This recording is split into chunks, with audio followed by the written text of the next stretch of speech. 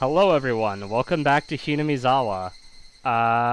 So for this week's intro, I was real quick just going to go over where my head's at regarding the mystery. The two main things right now are... Okay, well, three main things. First of all, I cannot wait for Shion to kill Kimiyoshi. That's gonna be so fucking awesome. Two... No, not my favorite character, Kimiyoshi. He's had so much screen time. I'm just so excited for Shion to kill, like, half the village. I'm not joking. Anyway, so second thing. I had a bit of a crack theory during... I think I came up with this about Chapter 3, but this is mostly based on the fact that Takano is a blonde. I'm gonna be real. I think there is a chance Takano might be Sadako's aunt. Just because of the whole fucking face smashing thing. And I kinda like that right now. And then the other thing was...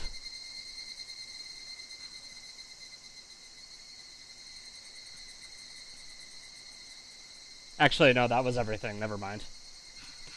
Alright, let's go into the story. I am so excited. When last we left off, I was in Japanese because I was looking at kanji, right? Hold on Oh, you're not second. streaming, by the way. Ah, well, that works out then.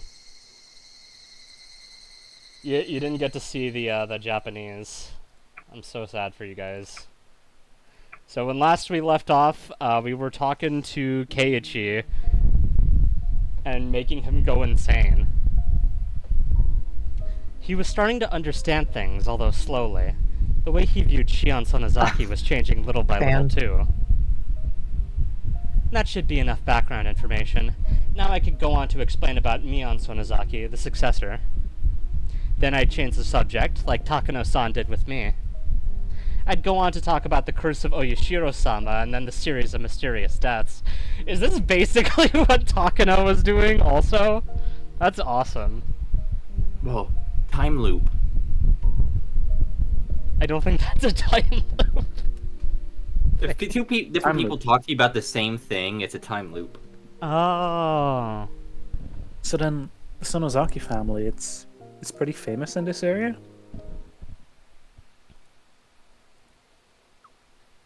Yep. Crazy, isn't it? A fat man with a cigarette suddenly cut into our conversation. We just... Every time he's here, she's talking about how fucking fat and hideous he is. Jesus. Oishi? Why was he here? Hello. Good afternoon. Are you on a date today? Huh. What I would give to be young again. If you thought we were on a date, then why are you bothering us, Oishi-san? Can I watch? What timing? That's my fetish, you It see. couldn't be coincidence. I knew this man too well. He was crafty, sly, and clever. His presence here can't just be a coincidence. Or sorry, just can't be a coincidence. Did he see us somewhere in town and follow us? But why? Did he need something from me, Keiichi, or perhaps the both of us? From what I could guess, I didn't think it was me that he wanted something from. Oh, 1 second.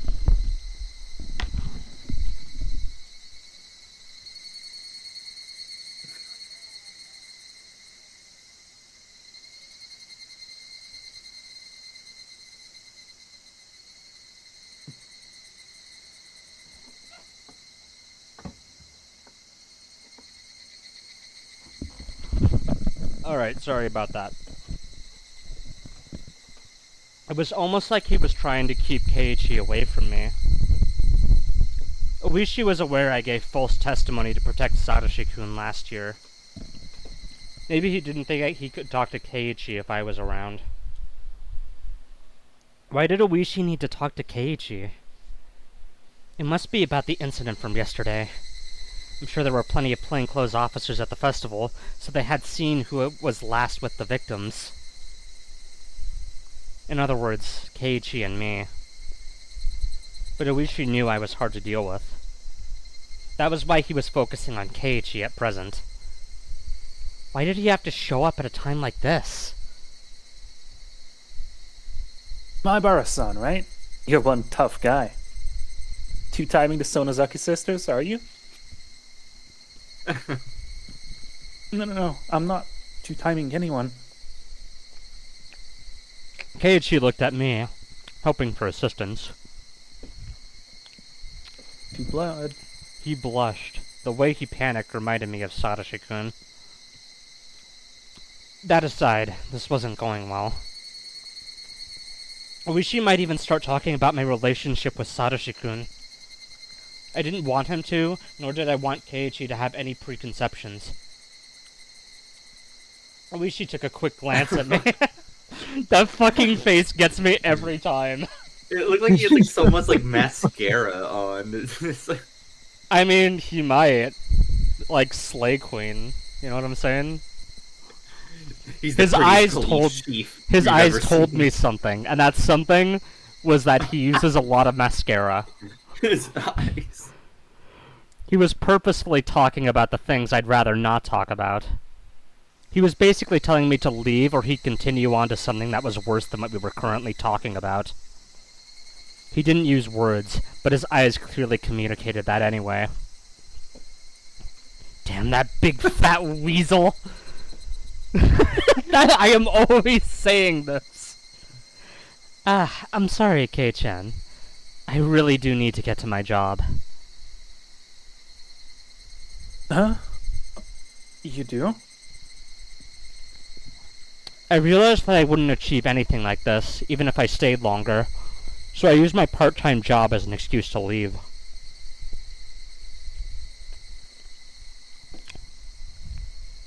Oishi looked at me and grinned. Damn it. He won today, but I'll win big next time. Sorry, I'll win next time. I misread. I'll win big next time. Okay, damn it, he won today, I'll win next time. Not big. Not gambling, no. Well, lottery. Maybe later. You have something to talk about today, Shion? Yep, I'll see you later. Oh, I'll give you a call after I'm done. It'll be okay to call at night, right? Yeah, probably okay. Then I'll talk to you later tonight. Bye.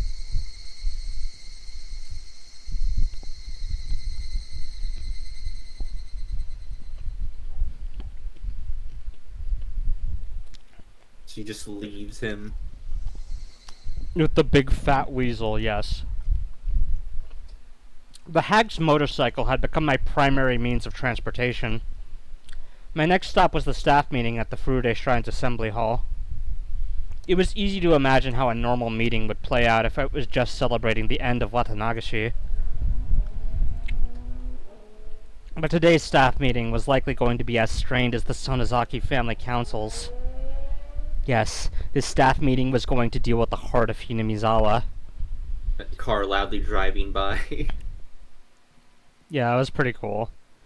I couldn't let my guard down, even for a moment. I rested for a while at the house, then left for the meeting. I walked up the long stairs to the Furude Shrine. Do you think she took a Shioni nappy? Maybe, but also the scene is important probably. So, at the top, A Shioni sleepy. I saw some elderly men smoking in front of the hall. Since they had a minor fire a long time ago, it had been made into a non-smoking area.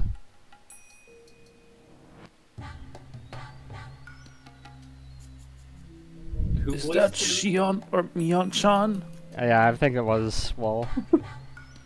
The head of the Kimiyoshi family, Uncle Kimiyoshi, noticed me and waved. He must not have expected Mion to come alone. Normally it would have been either the hag by herself, or Mion tagging along as an assistant. Granny's been in a terrible mood since the incident last night. She's been staying in bed and won't even let me get near her. They all understood how troublesome she was when she was in a bad mood. They smiled bitterly, in sympathy. So you're here as the Sonozaki family representative then? Has Oryu-san told you anything? Sort of. What did he mean? Has Oryo-san told you anything? That line by itself didn't really explain much. Staff meeting was usually led by the mayor, the head of the Kimiyoshi family. And he'd asked me, as the substitute for the Sonozaki family head, if I'd heard anything from her. I then realized who was supposed to lead today's staff meeting.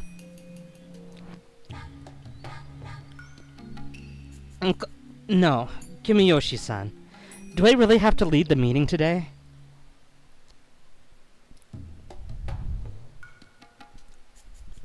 According to the ranking order at the family councils, any substitute for the Sonozaki family head is above the Kimiyoshi family head. In other words, I'd have to lead today's meeting. Uh-oh. There was no way I could do that. You done fucked up, Shion. Don't worry, I'll do it. You can just take a seat, Mion-chan. If there's something you heard from Oryo-san, just let us know, okay?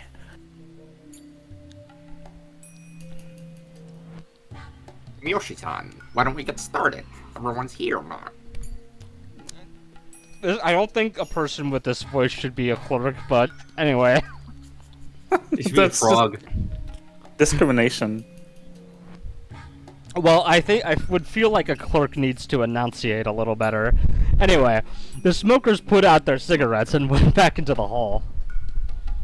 Their 500 cigarettes. The tables were set in a horseshoe shape, like Reddit horseshoe theory, and I was told to sit next to the chair reserved for the chief. What? The seat opposite mine was empty. Considering its location, it was probably for the Furude family head, Rika Furude. But somebody had said earlier that everybody was already there. Either Rika-chama had called in absent, or the empty seat was just a formality. Knowing the subject of this meeting, I don't think that the Furude family head would even want to attend. Even if Rika-chama actually attended, she wouldn't be able to say anything. All she'd usually do at the Sonozaki family councils was draw pictures on a notepad. She would probably end up drawing pictures in this meeting, too. Besides, they probably didn't want to hear... Besides, they probably didn't want her to hear anything unpleasant. In this way, the empty Furude family seat was easily explained. When everyone was seated, the head of the Women's Association served tea. She gave me an evil look, trying to tell me to help out.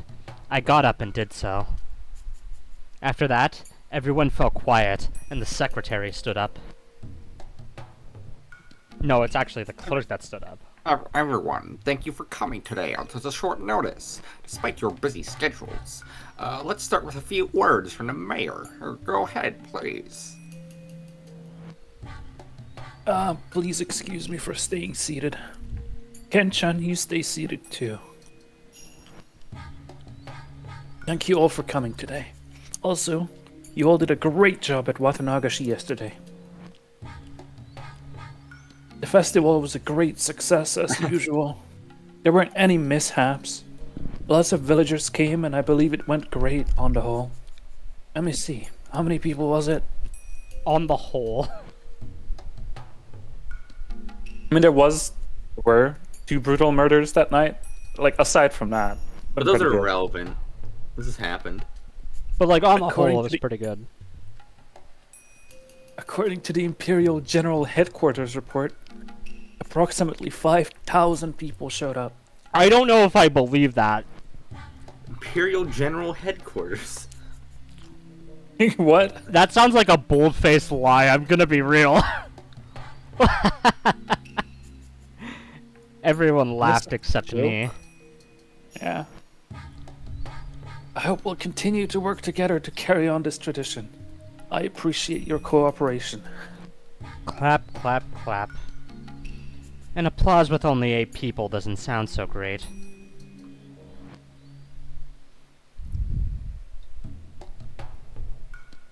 Okay, let's move on to today's proceedings. Kimiyoshi-san will lead the meeting today. Please applaud if you approve. Clap, clap, clap. 3 Thank people you. clapping this time. Everyone hates Thanks. this guy. Thank you. Then, with your approval, Mayor Kimiyoshi will take over. Please go ahead. Thank you, Kenshin. Let's start now. Sorry, could you close the curtains? Everyone closed the curtains nearest to them. The sun was still up, but with all the curtains closed, the room became very dark. The village chief explained the details of the incident, as well as what went on with the police. A police vehicle discovered Tomitake-san's body on its way back to Okinomiya last night. Uishi's special curse unit was standing by, expecting something to happen for the 5th time, so they responded quickly. He's put together a team of elite operatives. Vector. Oishi. Since Tomitake-san and Takano-san were rarely apart, Uishi got in touch with the neighboring prefectural police departments and asked them to look for her. As a result, they found a burned body of a woman in the mountains of the Gifu prefecture, and the body was then identified as Mio Takano. Considering the circumstances, the police ended up labeling the incident as the 5th of the ongoing series of mysterious deaths. When he finished, there was dead silence. I watched to see who would speak first. Nobody said a thing. Then, I noticed Kimiyoshi-san looking at me.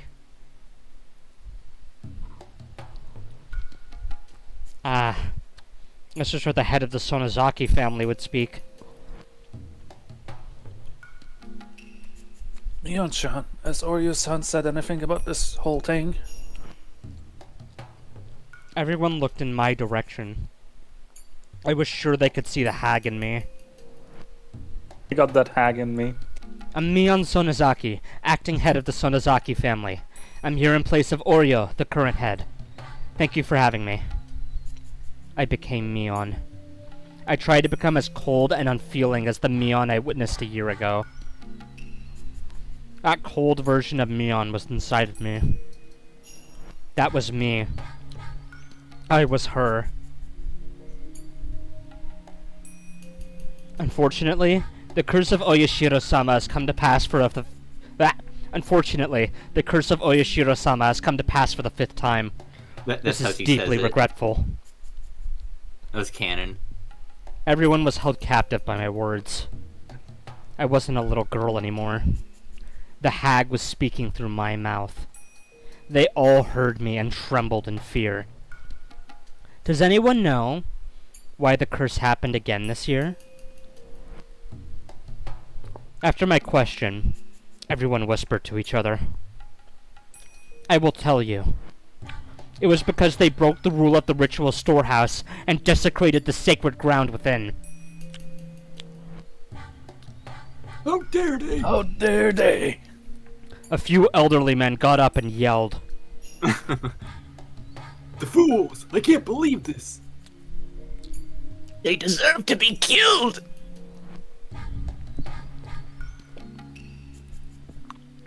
Oyashiro-sama, please calm your anger.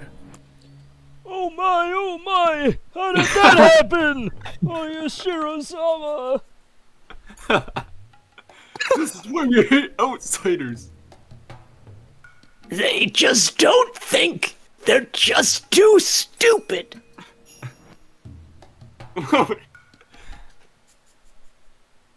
They got what they deserved. It was their own fault. 10 more lines of this. The angry old men yelled even as they trembled in fear. Their sudden change scared me more than a little. Even Uncle Kimiyoshi, who is usually so gentle and sweet, became like a demon of war, cursing those who broke the rule of the ritual storehouse. It had become like a raging ocean inside the assembly hall. Their yells spun about like a whirlpool. They roared, crashed, and howled. Even while doing nothing but watch, I could feel myself turning pale. Mion threatened me yesterday, and Kasai had been shocked this morning. What I saw before me was similar to that. Even the sweet and gentle Uncle Kimiyoshi was saying they deserved to die. I was fearful of the sudden change in those elderly men. More than anything, the fact that they believed that those people deserved to die for trespassing is what terrified me. It wasn't just that, of course. The real thing I was scared of was that I was the one of the people they wanted dead. In other words, it was almost like they were telling me to die of the curse. If they were to find out I snuck into the ritual storehouse, it was very possible that they would strangle me on the spot.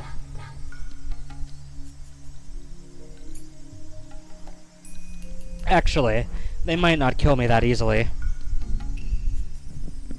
By then, I was certain. The people in this room were true believers of Oyashiro-sama, just like the hag. They wouldn't hesitate to murder whoever made Oyashiro-sama angry on his behalf. Even if they didn't carry out the killing themselves, they would pretend they didn't see anything. Yes, not even if my head was cut off right in front of them. Everyone here would act in collusion and say I never attended today. If they all testified that they waited and I didn't show, I'd be demoned away.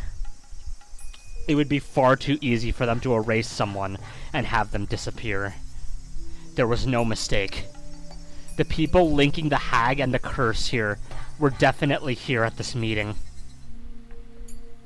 I continued speaking. I was Mion Sonozaki. I was on the side responsible for the curse.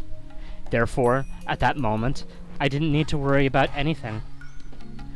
Nobody could tell the difference between Mion and me. That's what would keep me safe. Please, be silent.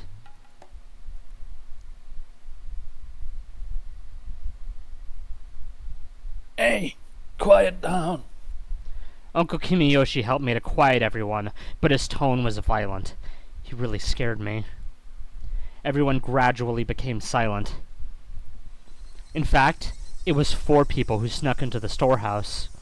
2 more remain. People once more became restless upon hearing that, but Uncle Kimiyoshi yelled at them again and they settled down. Tomitake-san and Takano-san were old enough to be made responsible for their own poor judgment.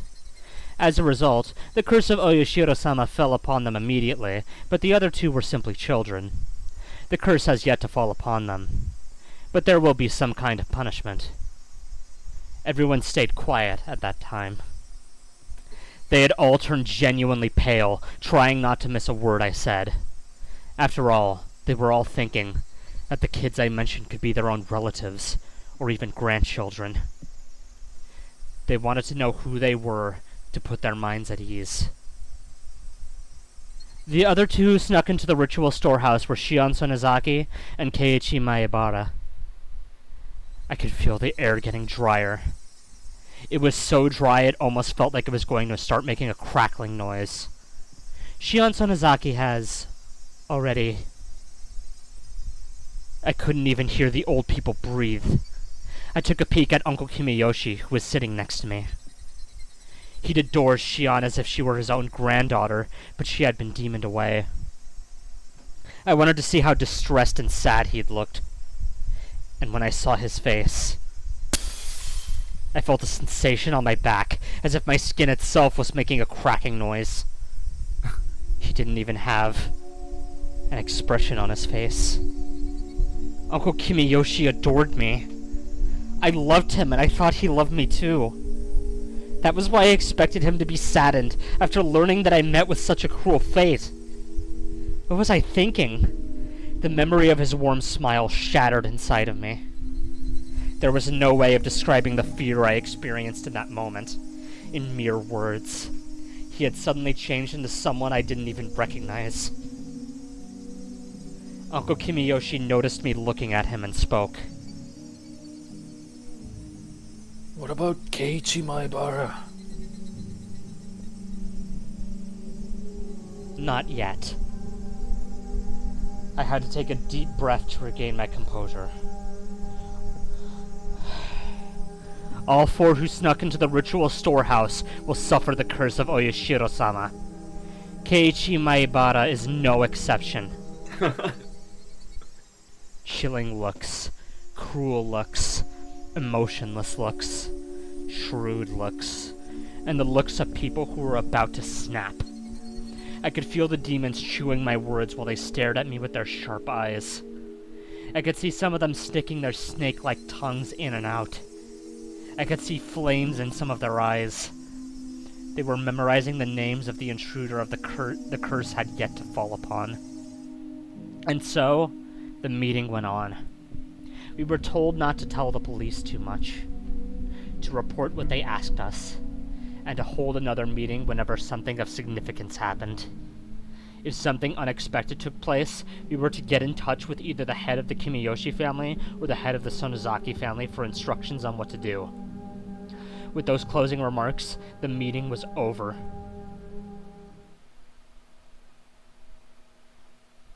It was already getting dark outside. Being in a valley surrounded by mountains, once the sun went down in Hinamizawa, it got dark quickly. Even if it was hot during the day, it cooled down quickly at night. The elderly people said goodbye to each other and left on their bicycles, on their motorcycles, or in their cars. Uncle Kimiyoshi waved them goodbye and started to head home himself. I called out to him. "Oh boy, here we go!" "Kimiyoshi-san, do you have plans after this?" I called him Kimiyoshi-san instead of Uncle Kimiyoshi. He stopped. No, I don't have anything planned. "Can you stop by my house?" Does Oreo-san want to see me? "Yes. She wants to talk to you about something in person." Okay, I'll stop by.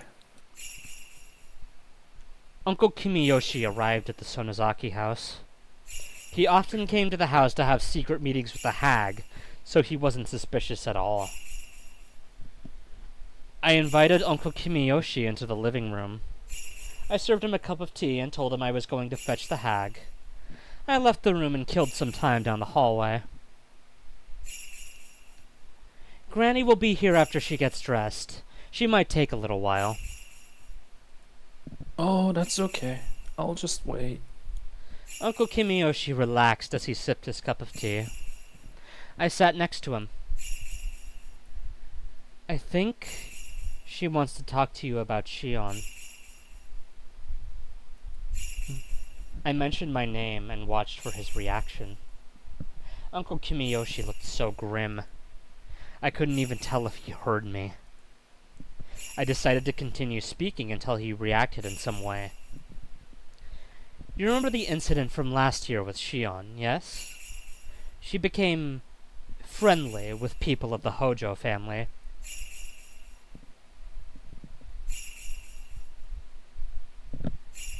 She was forgiven after ripping out her nails, wasn't she? "Yes, 3 nails." Uncle Kimiyoshi had folded his arms and thought for a while. We'll rant Sona Kimiyoshi. Where is Shion-chan now? "In the basement." How's she doing? Uncle Kimiyoshi sounded worried. When I heard that, I felt relieved that Uncle Kimiyoshi was on my side. His anger in the assembly hall was just an act. "She has been crying." Mion-chan, tell me, what is Oreo-san going to do with Shion-chan? "She hasn't told me any details. As you know, Granny becomes awfully quiet when she is truly furious." Going into the ritual storehouse, huh? Furthermore, it's her own granddaughter. That's a tough decision to make. Uncle Kimiyoshi thought that the hag must be unsure of what to do with Shion. "What do you think? What do you think will happen to Shion?"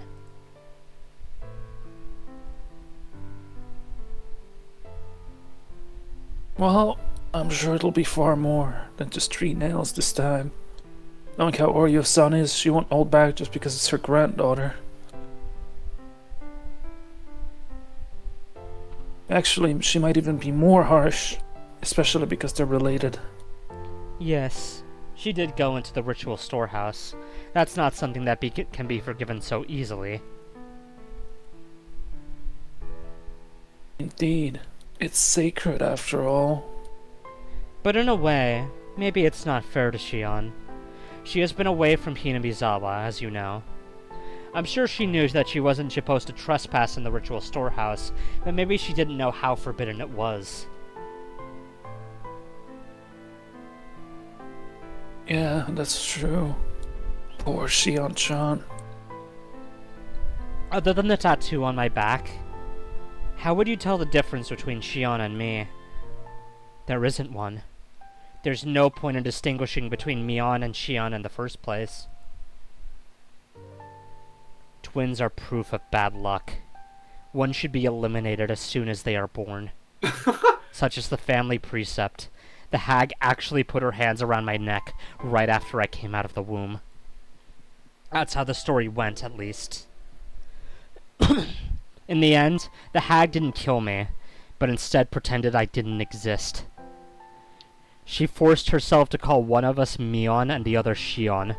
She adored Mion, and she hated Shion.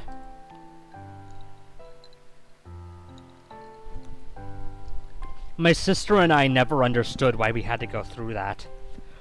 Oh my god, my throat dried out like hell. We didn't care who was Mion or Shion. So one day, we came up with an idea. Wait. We decided to share the joy Mion experienced, and the sadness Shion experienced.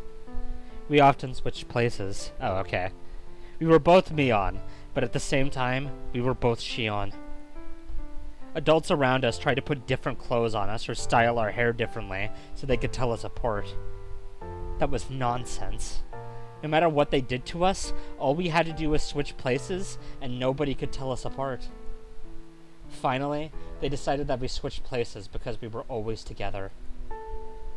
On that day, Shion got to go to an amusement park. Since then, we've been separated.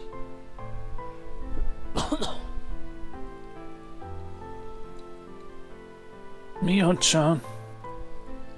I can't even imagine what will happen to Shion. Whatever it is Granny decides to do, I'm not in a position to say anything about it. Oh my god, ugh. Okay, can somebody else maybe pick up this for a while? Oh my lord, that hurts. What part are we on? My This brain part. is just the start of this? Okay. I can't even imagine what will happen to Shion. Whatever it is Granny decides to do. I'm not in a position to say anything about it. She doesn't listen to her relatives.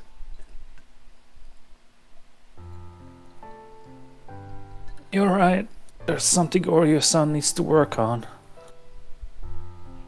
If Shion wasn't Shion Sonozaki, she would have been dead a long time ago. I can't even begin to imagine what kind of punishment might be equal to death. Even if she isn't killed, she'll probably never see the light of day again. In other words, she'll be demoned away. Mion-chan. Does Shion-chan regret what she has done? Yes.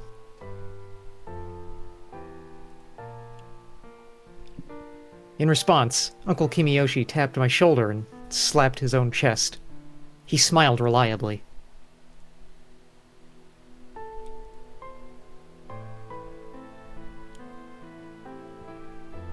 Don't worry. If Shion-chan feels bad about what she has done, she won't be demoned away. Leave it to me. Really? I'm sure Oryo-san will be furious to hear me say anything, but I won't give up. I'll explain to her that Shion-chan regrets what she has done, and I'll beg for her forgiveness. Okay, I finished drinking my water. I can pick up Shion again now. Okay. Tears. began to fall from my eyes. Hopefully that doesn't happen again, because ow. I knew it. Uncle Kimiyoshi was my ally after all. He said he would forgive Shion. He was my ally. I was so very happy. Just one small problem. Are you sure? Are you sure she won't be demoned away, like Satoshi Hojo-kun was last year? Uncle Kimiyoshi smiled reliably again and told me. He was a brat of the Hojo family. This is Shion. Hey. This is Shion-chan of the Sonozaki family we're talking about here. Of course she'll be forgiven. That music cut was great. I love that. Huh?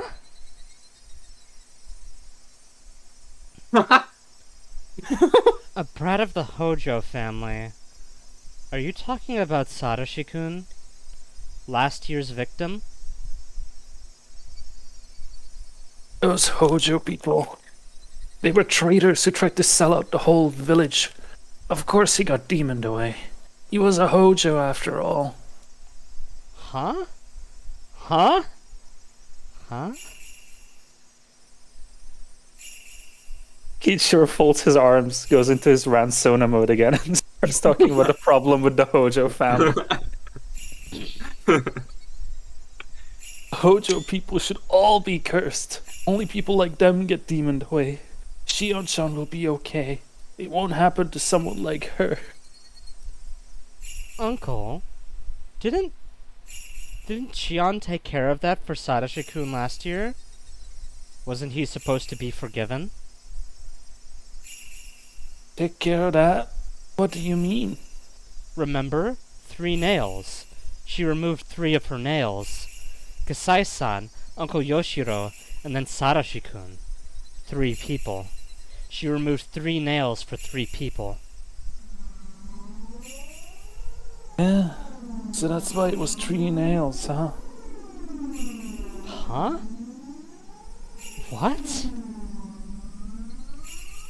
Wasn't that the significance of those 3 nails? Yeah, you're right. There were 3 people involved, hence the 3 nails. I heard that too, but But what? Kasai-san, Yoshihiro-san, and Shion-chan. That makes 3. What? Huh? What? Huh? What? I endured excruciating pain. The first one was my left pinky, then the ring finger, and then the middle finger. People held me down so I couldn't move, but I endured. I had to endure 3 nails. I didn't know which nail was for Satoshi-kun. If my middle finger was for Satoshi-kun, I'd have to endure until the middle finger was done so that Satoshi-kun would be forgiven. That was why I endured. Even Mion said afterwards, everything was forgiven. Huh? Huh? Huh?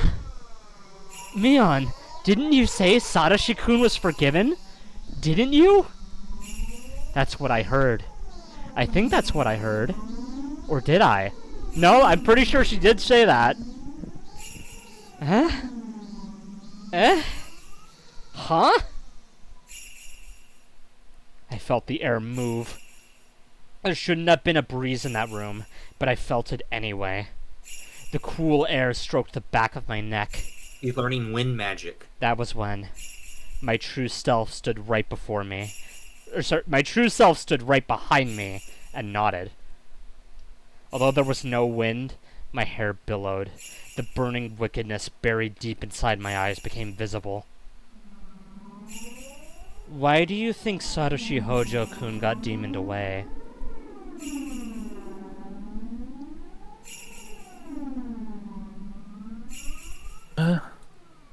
Satoshi-kun's parents did in fact try to sell out the village. They deserved the curse of Oyashiro-sama. But Sadashi-kun was simply their son. What has he done? Mion-chan. I'm asking you what kind of crime Sadashi-kun committed. You said earlier he deserved to be demoned away because he was born of the Hojo family. What has he done to deserve being demoned away? Kimiyoshi didn't know what to say to the sudden question. He seemed dismayed. I didn't hear her say it, but I know. It was Oryo Sonozaki's decision. She decided that the curse of Oyashiro-sama would fall upon all the Hojos. Wait, Mion-chan. That's not true. Didn't she decide that? No, she didn't. The curse of Oyashiro-sama falling upon the Hojo family. I do remember talking about something like that, but we never decided that. Nobody did. Then why did you say, because he was one of the Hojos earlier? Sorry, Mion-chan. That was... I shouldn't have said that. I'm sorry. You shouldn't have said that more than you know, buddy. That's just it. Anything that happens to the Hojo family is the curse. As long as someone has the Hojo name, nobody cares about what happens to that person. That idea has spread like a virus amongst all the villagers. It didn't matter if Sadashi-kun did anything or not. Because he was a Hojo, he was filthy. That infection of an idea is the entire problem. And you all believed in that idea. You couldn't even think straight anymore. I can't forgive you. I can't let someone like you exist. Oh god. People like you cornered Sadashi-kun and his family. Poor Sadashi-kun. What has he done? He hasn't done anything. He was a Hojo. That's all. What kind of crime is that? Why did the curse fall upon him? What kind of crime has he committed? Wah! Kimiyoshi's upper body bent backward and fell onto the floor. That was that. I put my stun gun back in my pocket.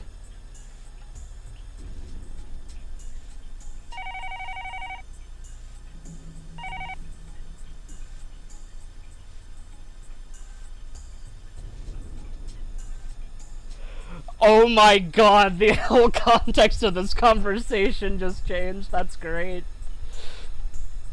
Sorry, Shion. What was that you just said?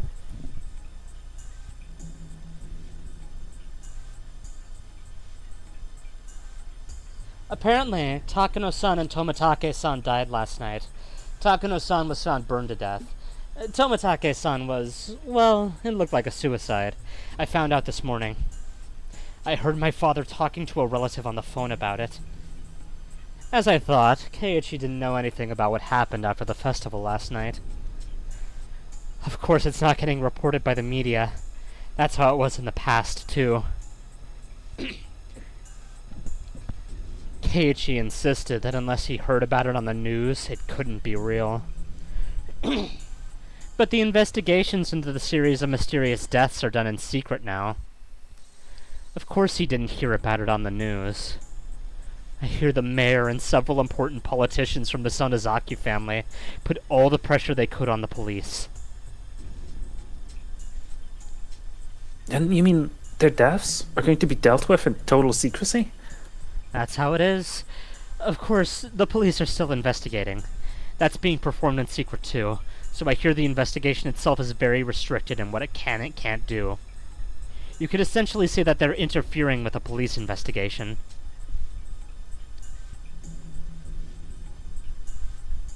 I can't believe this.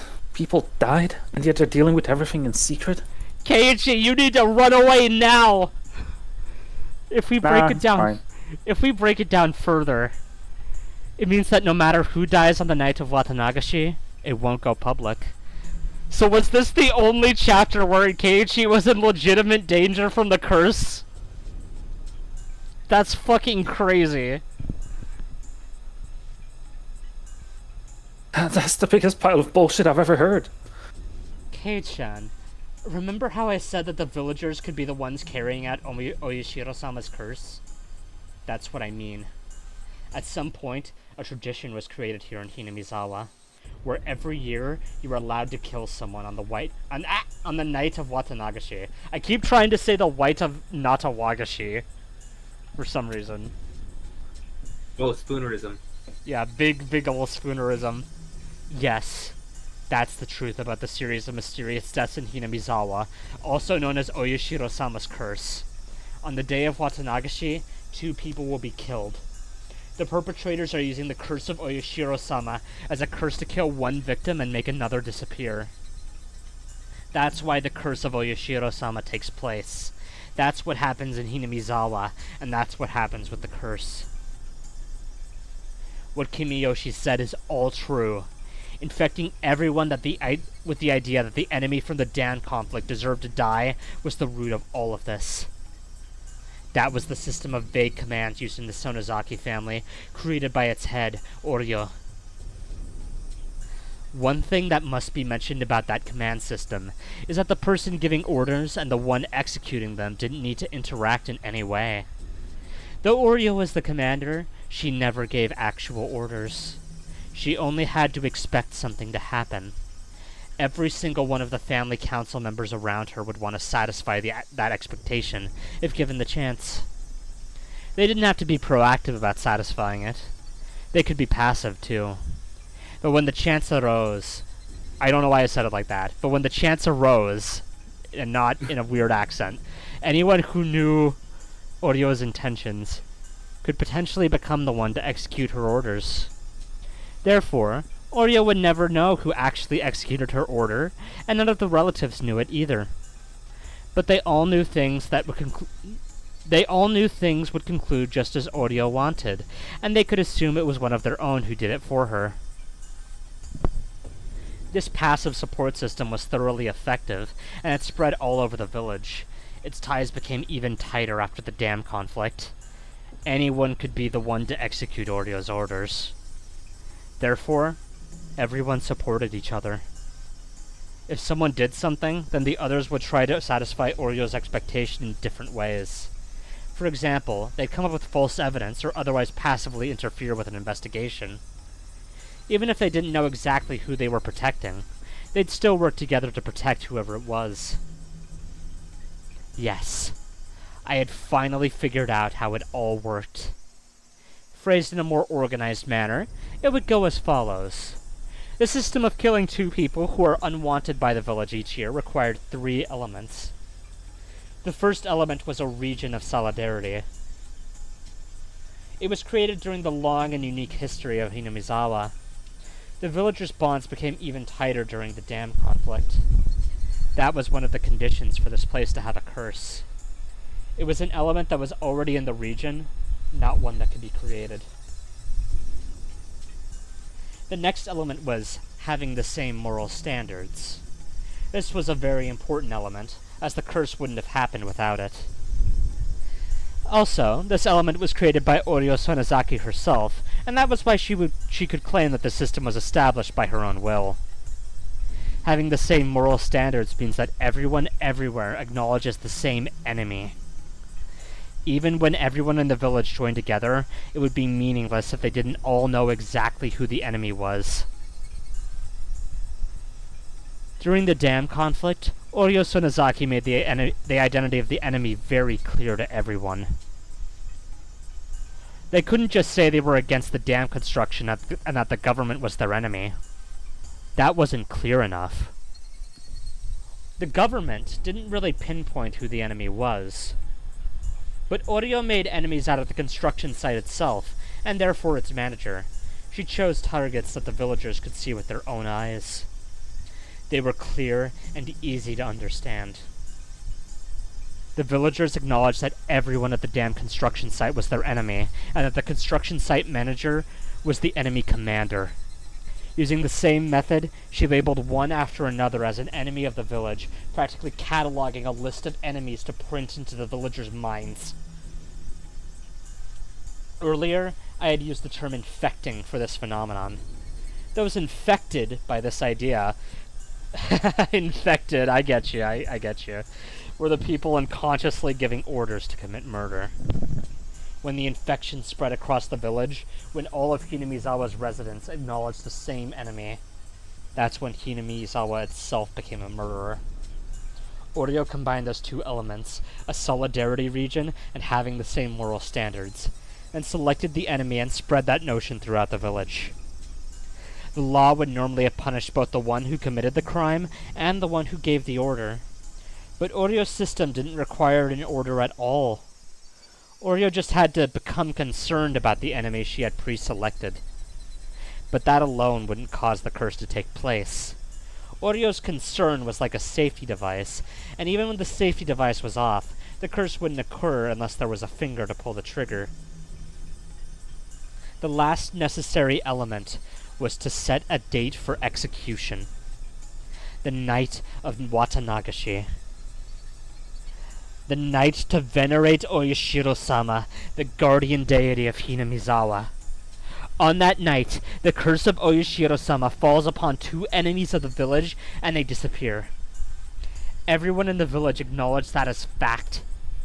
In other words, if the same incident took place on any of the other 364 nights of the year, it would be nothing other than a murder case.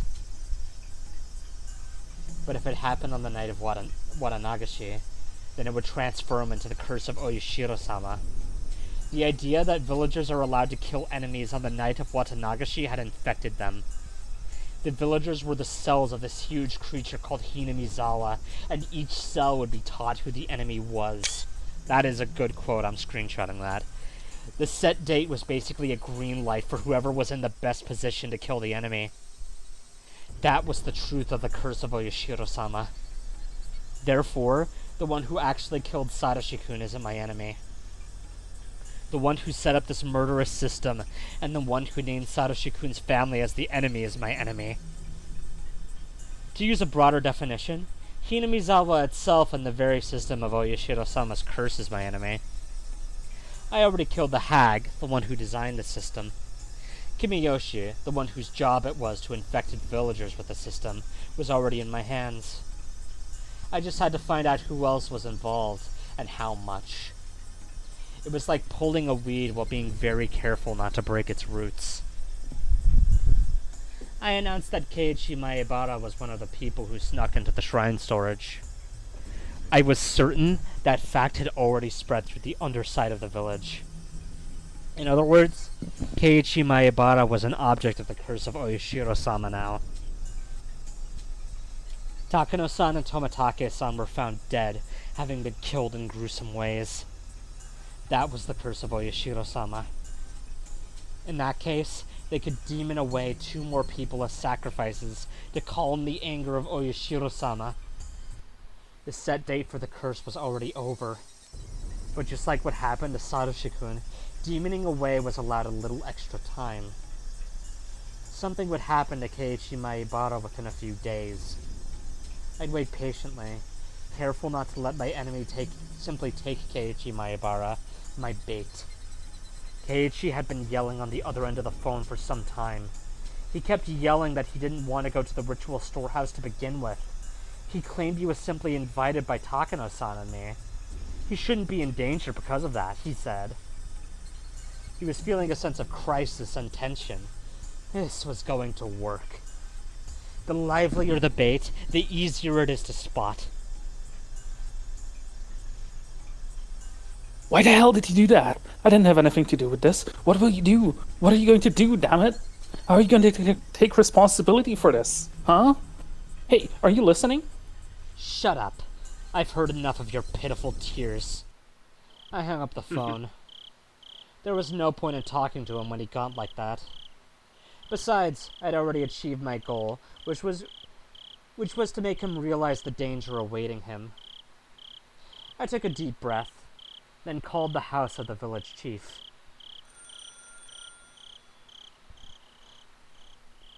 This is not... Hello. No, this is... Kimiyoshi residence. This was the little daughter, actually, not the old man. Although that is a troll, They're called the same thing. Hello, Kimiyoshi residents. This is Sonozaki. So, did you find the mayor? What? Oh, It's I don't think you, it's the man. little girl. No, it is. That's Oh. who called. That's who called me on Mm. in chapter 2. It was Kimiyoshi's daughter, if I recall correctly.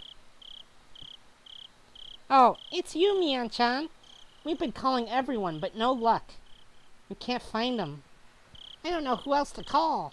His voice. I wonder where he is. Well, nobody He's took doing it. all the voice work. Nobody took it. I don't know what to say. I gave you guys the chance. If you want to take it, you can take it. But we've called a few places too, but nothing. I talked to Granny, and she says we should have the youth group look for him. Here, I think you should take this line actually, Sagi. At this time of day? Besides, we aren't even sure if he's really missing. You missed the perfect opportunity. I can't believe this.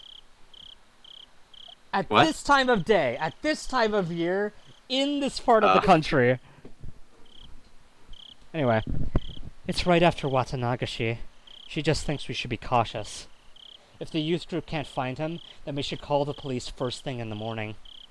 We'd rather not get the police involved unless we really have to, though. Did Oreo-san say that? Yes. If you don't believe me, I'll have her get on the phone. Oh no, I understand. Okay, we'll gather the youth group and look for him. If they can't find him, we'll call the police in the morning. Please call the leader of the youth group, then. I'll be right over in Granny's place. Thank you. I'll get everyone together right away. Okay. See you later. That voice is fucking horrible. The youth group It had hurts. the youth group had gathered at the Furude Shrine. They were going to try and find the mayor. I also had to go in the absence of the hag. Just to be mean, I stopped by the underground torture room to let the mayor know that I was headed to the Furude Shrine to search for him. Incidentally, according to the tab on the keychain, this underground torture room was actually called the Underground Storehouse for Ritual Implements. This was the man who was yelling that whoever trespasses on the ritual storehouse should be killed. Although it was an underground ritual storehouse, he was there now, atoning for what he had done. It was pretty ironic. Maybe I was the only one who felt that way, though. How are you doing, Uncle Kimiyoshi? Clink. Kimiyoshi didn't say a word, but he made a noise with the chain. Everyone is making such a fuss because they can't find you. Your family called me, so I suggested they gather the youth group to look for you. I'm heading over there now. Was this mean or what? Kimiyoshi could only make noise with the chain. He couldn't even express any emotion other than anguish. Is the chain too short? Why don't I make it longer every time you give me an answer to a question? If it's even a little longer, you'll feel better.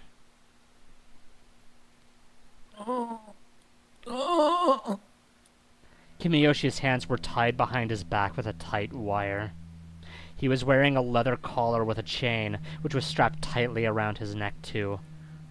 The collar's chain was on a pulley attached to the ceiling, with the chain pulling him up toward it. That chain was very short, and pulled very tight. Kimiyoshi had to stand on tiptoes to be able to breathe. He had been like that for almost an hour already. He was already exhausted. If I left him overnight, he'd probably end up hanging himself.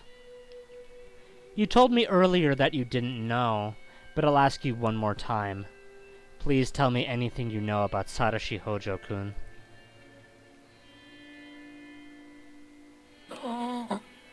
Oh, sorry. You can't even talk, can you? I'll loosen the chain a little while we chat, then. I turned to the pulley just a little to loosen the chain that was pulling on Kimiyoshi's neck. Kimiyoshi's heels finally touched the ground, relieving the pressure on his muscles. I really don't know, Shion-chan. I really don't. Don't you even know if he's dead or alive? I really don't know anything.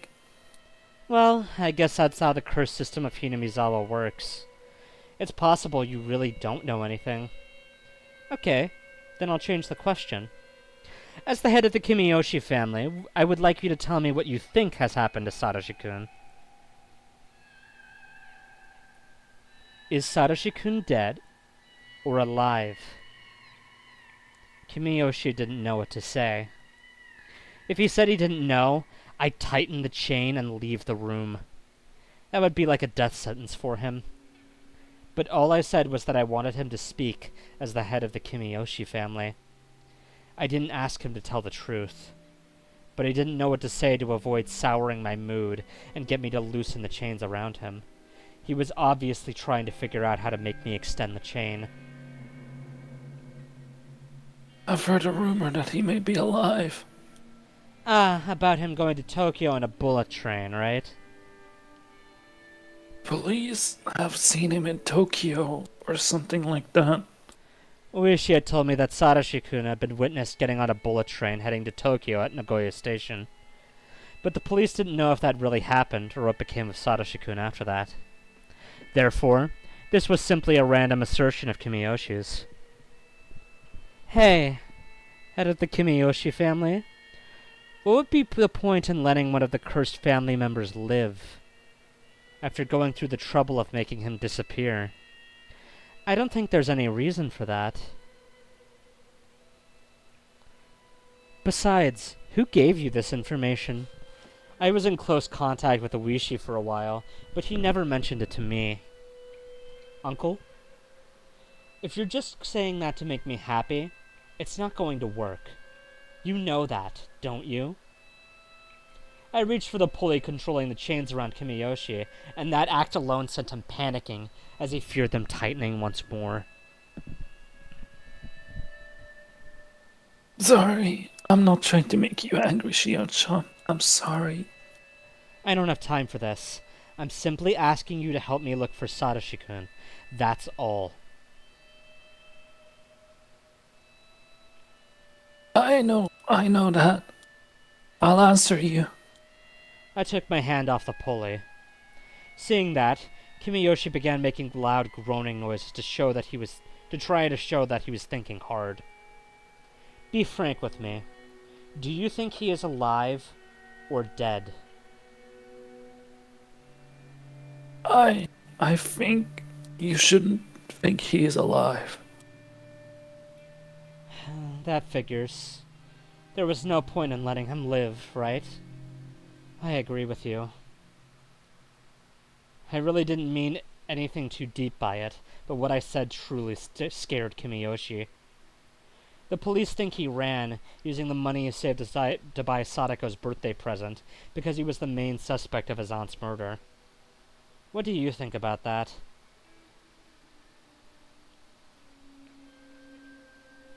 Well, I heard the culprit was some kind of drug addict. What do you think about that? Maybe I shouldn't say this, but I believe Satoshi-kun is the culprit. The drug addict was probably a decoy Grandma arranged.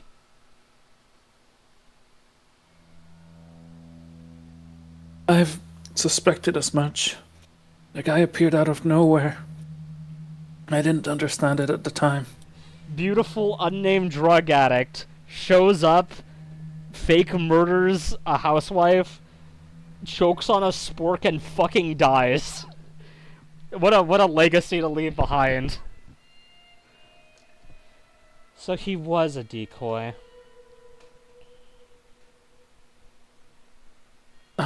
Pretty sure. Why do you think that, though? Police were investigating the case, and Satoshi-kun was their primary suspect, wasn't he? If he was going to be demoned away, she didn't want the police to continue the investigation, I guess. What Kimiyoshi just said is very interesting. He's perfectly correct. If the police continued their investigation, it would complicate things for whoever demoned away Satoshi-kun. Therefore, the hack came up with a decoy in order to bring an end to the investigation. But fabricating a suspect can't be that easy, don't you agree? The only person who can do things like that is Oryo-san. I knew Grandma was very powerful in the underside of Hinamizawa, but I never knew she was that powerful. I'm sure you've heard quite a few rumors during the dam conflict. Didn't you also hear things directly? During the dam protests, I actually saw them issuing orders to my relatives. Like, destroy their heavy machinery. Or, can we set up a checkpoint to blockade their construction vehicles? They set free their comrades from the police by coming up with alibis, destroying, or forging evidence. I had seen relatives do those things, as well as the hag calling in counselors to the house to protest. As a child, I was pretty impressed, but when I thought back, it was more than that. She was truly the mastermind who controlled the underside of the world. The entire world. You've heard about the kidnapping case of the grandson of the Minister of Construction, right? So it was really a kidnapping, huh? I heard the grandson was demoned away and then found in the mountains of Takatsudo or Yagochi. That was at Oryu-san's command. The minister promised to stop the dam construction and the grandson was released. All the top people in the ex-Guardians know that. I guess I was right in the middle of it when it was happening, but I didn't notice. The hag, the three families, and the ex-Guardians are truly magnificent, huh? How terrifying. Kimiyoshi finally realized the situation he was in, and he was answering my questions. That made me happy, but the more Kimiyoshi told me the truth, the more I realized Satoshi-kun really was dead. That made me very sad. Who actually demoned away Satoshi-kun? I don't know. We were never to ask who actually executed Oryu-san's orders. He was right. That was how the system worked. And so, that was a bad question. Whoever it is did a great job, because his body hasn't been found. That's not easy. Putting aside who actually killed him, it is possible Oryu-san has helped to get rid of the body. You know about the well farther down from here. The one used to dump bodies, don't you? Yeah, I do. You know, the body dumping well. No. I mean, to be fair, we're at a point where there's not much secrecy around the murders anymore, so... Yeah, I do. It's a lot safer to dump a body in the well than to bury it somewhere in the mountains. Whoever disappears becomes a sacrifice to calm the anger of Oyashiro-sama. That was the rule of this game. Therefore, the bodies must never be discovered. That was why the bodies had to be dumped somewhere nobody could find them. It's very possible that the well was used for that. Then, Satoshi-kun is at the bottom of that well? I grabbed a flashlight and headed to the huge cave with all the cells. As I turned on the lights in the cave, Mion noticed me and gave me a worried look. I ignored her and headed to the cell in the back. I was still very impressed by how the well was hidden. It was almost artistic. I shone the flashlight at the bottom of the well. I had no way of knowing how deep the well was. The light of a flashlight wasn't strong enough to reach the bottom. I inhaled, then screamed into the well. Satoshi-kun! Satoshi-kun! Satoshi-kun's name echoed over and over again. Again and again, whatever, same thing. It was obviously a very deep well. I thought of climbing down using the wedges on the wall. But with the flashlight hanging from my neck, I couldn't light my footing properly. And even if there was enough lighting, I didn't even know if the wedges were sturdy enough. It would be like committing suicide. Satoshi-kun was at the bottom of this well. That's when I felt it. A warm hand rubbed my head, for sure. Shion, you've finally found me. Satoshi-kun. Satoshi-kun. Satoshi-kun. I've been looking for you for so long. I'm sorry I couldn't find you while you were still alive. Sorry. I'm sorry. It's not your fault, Shion. There was nothing you could have done before I was killed. Keeping in mind this is Shion talking to herself, not literally Satoshi-kun. But you did everything you could do after I was dead. Satoshi-kun, I want to join you. I'm coming right now. I'm going to jump, so please catch me. Satoshi-kun smiled bitterly. I am saddened to see him reject me. Shion, I'm happy that you found me. But you are alive, Shion. It's so important to be alive. You can't waste it. If you aren't here, I don't want to live. I want to be with you, Satoshi-kun. I want to be close to you. I want you to rub my head again. I want to spend time with you. I'll be a good girl. I want to be with you. Live. Do I have to? Live and enjoy your life, okay? What's so fun about living alone? You'll find out, so long as you're alive. To live. I will live. I will live. The eerie well now felt warm. I wasn't allowed to go down to the bottom. But the edge of this well was the place where you and I could meet.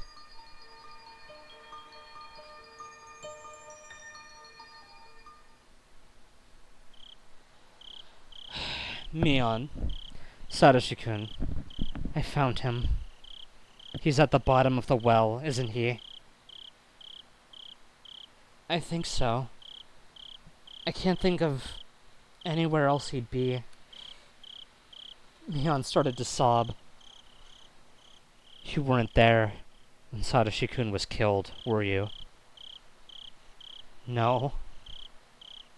If you were there, would you have begged Grandma to forgive him? Yes. I would have begged her to let him live. Liar. Eh? You liar! On that day, a year ago, I had just recalled how cruel Mion was then when she forced me to rip out my nails, acting in her role as the successor. Even if she was there when Satoshi-kun was killed, she wouldn't have stopped being the successor. Satoshi-kun was brought to the torture room. When he saw Mion, I'm sure he thought she would save him. Even as he heard the family head read out his death sentence, I'm sure he looked at Mion and believed that she would save him. He believed Mion was acting that way only because she was with her relatives. He believed she would help him, but she didn't do anything. He was strapped to a restraining device, yet she still wouldn't do anything. Mion was cruel. No. Mion, isn't it about time to help me? I see. I get it. You're with the rest of the family members, so you can't show even a hint of compassion. That sucks. Ah! Help him! Help him! Why? Why didn't you help him? You saw him looking at you, begging you to help him, didn't you? Why didn't you help him? Even as he was going through a rough time because of his awful aunt, you didn't help him. You pretended to sympathize, but you didn't help him. You ignored him. He was cornered because you didn't help him. I tried. I tried to support him. Even when you didn't protect him from killing his aunt, I did. I sacrificed myself to fight for him. 3 nails were nothing, but it wasn't enough to rescue Satoshi-kun. I couldn't help him.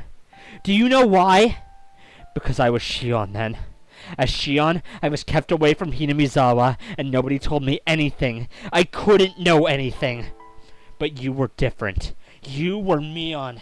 You were right in the middle of everything, and you knew everything, and everyone told you everything. If I were you, I could have helped Sadashi-kun. I would have. But you were Mion. Give it back, Mion.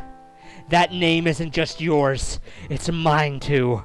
Besides, it was mine to begin with, remember? I just let you be Mion, remember? It was mine. Give it back to me. Give me my name back.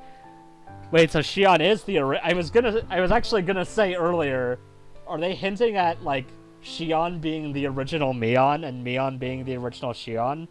And I guess so. I can't stand that you even look like Mion. If I were Mion then. Ah. I kicked the bars. I kicked them again and again. Mion curled up fearfully in the back of the cell, as if she were trying to prevent the bars from crashing down onto her.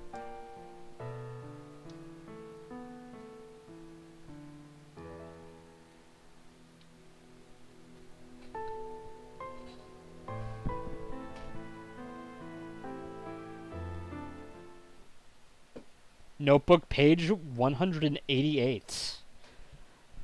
Can't believe there's been 188 notebook pages. Tying your own noose took another step on the journey of revenge. That means the journey isn't finished yet, boys and girls. Boys and girl. I mean, she's still got like 3 more people to murder. Yeah, she does. I'm so excited for that. Yippee. After that, I joined the youth group in the search for Kimiyoshi. I went down the town council's phone directory and called to see if he had visited, and had the group split according to the circular notice divisions and sent them to search the town. Everybody seemed to be assuming they wouldn't find him, but since I knew they definitely never would, it was just bothersome to me. Even after midnight, they were all still enthusiastically looking for him. I bore the sleepiness while yawning. Then I heard somebody whisper.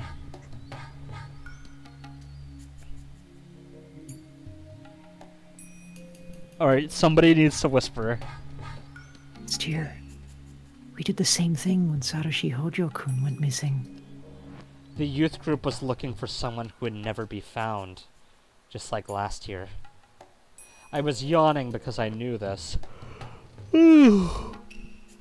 Last year, Stop, it's contagious. there must have also been some people who were and grinning on the inside. I'm gonna take a nap. When did we stop searching last year? Do you remember? When Satoshi Hojo-kun was missing? Oh, what time was it? I guess that was around midnight. It was already 2 in the morning. Although they spent this much time searching for Kimiyoshi, they didn't do the same when Satoshi-kun went missing. After all, some people knew they wouldn't find him. They must have been sleepy. They must have said they should leave it to the police. Shit. I want to kill the people who said that.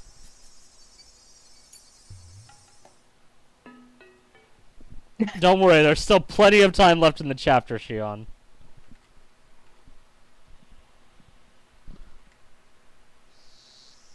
You're gonna find an atom bomb in the basement. What? Mi-chan? You didn't get much sleep either, did you? Mi-chan's been busy. Yeah, I went to bed at like 3. I'm a little tired. 3? Hey now, you can't keep staying up late. You probably read the first volume of a manga, thought it was interesting, then read the entire series, didn't you? I understand. I've done that before. What? Wait, is this about the mayor? He still hasn't been found? Nope. I went to the Furude Shrine to join the youth group in their search for the mayor. Since I knew there was no way he would be found, it was really boring for me. Well, just enduring sleepiness wasn't that bad. Not if you considered what Kimiyoshi had to go through since last night. He had been hanging from the ceiling and couldn't even fall asleep or sit down, since he had to stay on his tiptoes the whole time.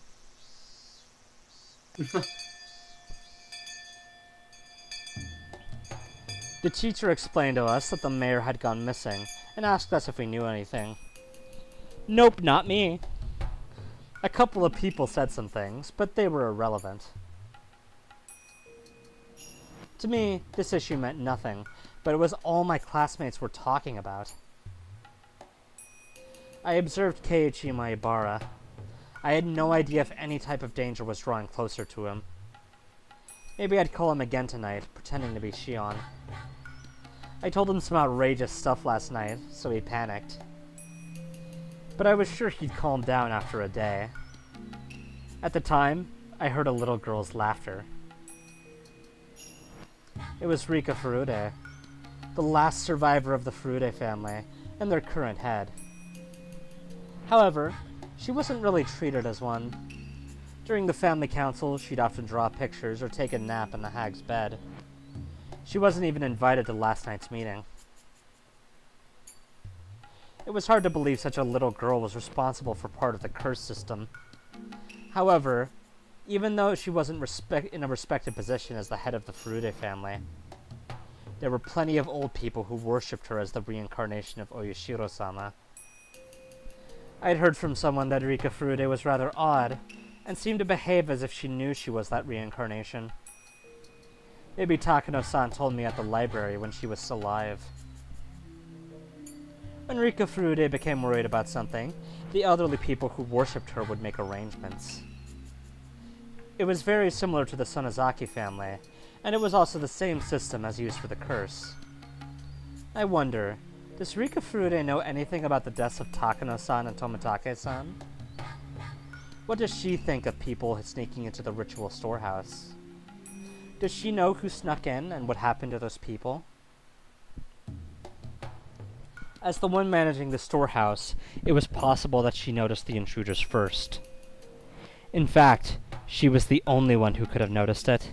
She must have passed on that information, which was why the curse was executed. That foolish Keiichi turned on the light when we went into the ritual storehouse. Okay, never mind, it did happen. I guess that did still happen. Just didn't mention it. Yeah, I guess we just skimmed over that. So this is basically almost the same as Watanagashi, except for how Keiichi and Shion meet, I guess. That light switch could have been connected to some kind of alarm. By the way, in the other time Keiichi and Shion met, wasn't it Keiichi who knocked over the bikes? What is with the three punks with the bikes and meeting people? what the fuck? The three punks are the glue that holds the entire universe together. Like, what the fuck? Why are they always there? Getting their bikes knocked over. They're the three matchmaker punks. Yeah. Bash your fucking head in! Anyway. That light switch could have been connected to some kind of an alarm. Rika Furude, the leader of the Furude family. Maybe getting to know her would be a good idea.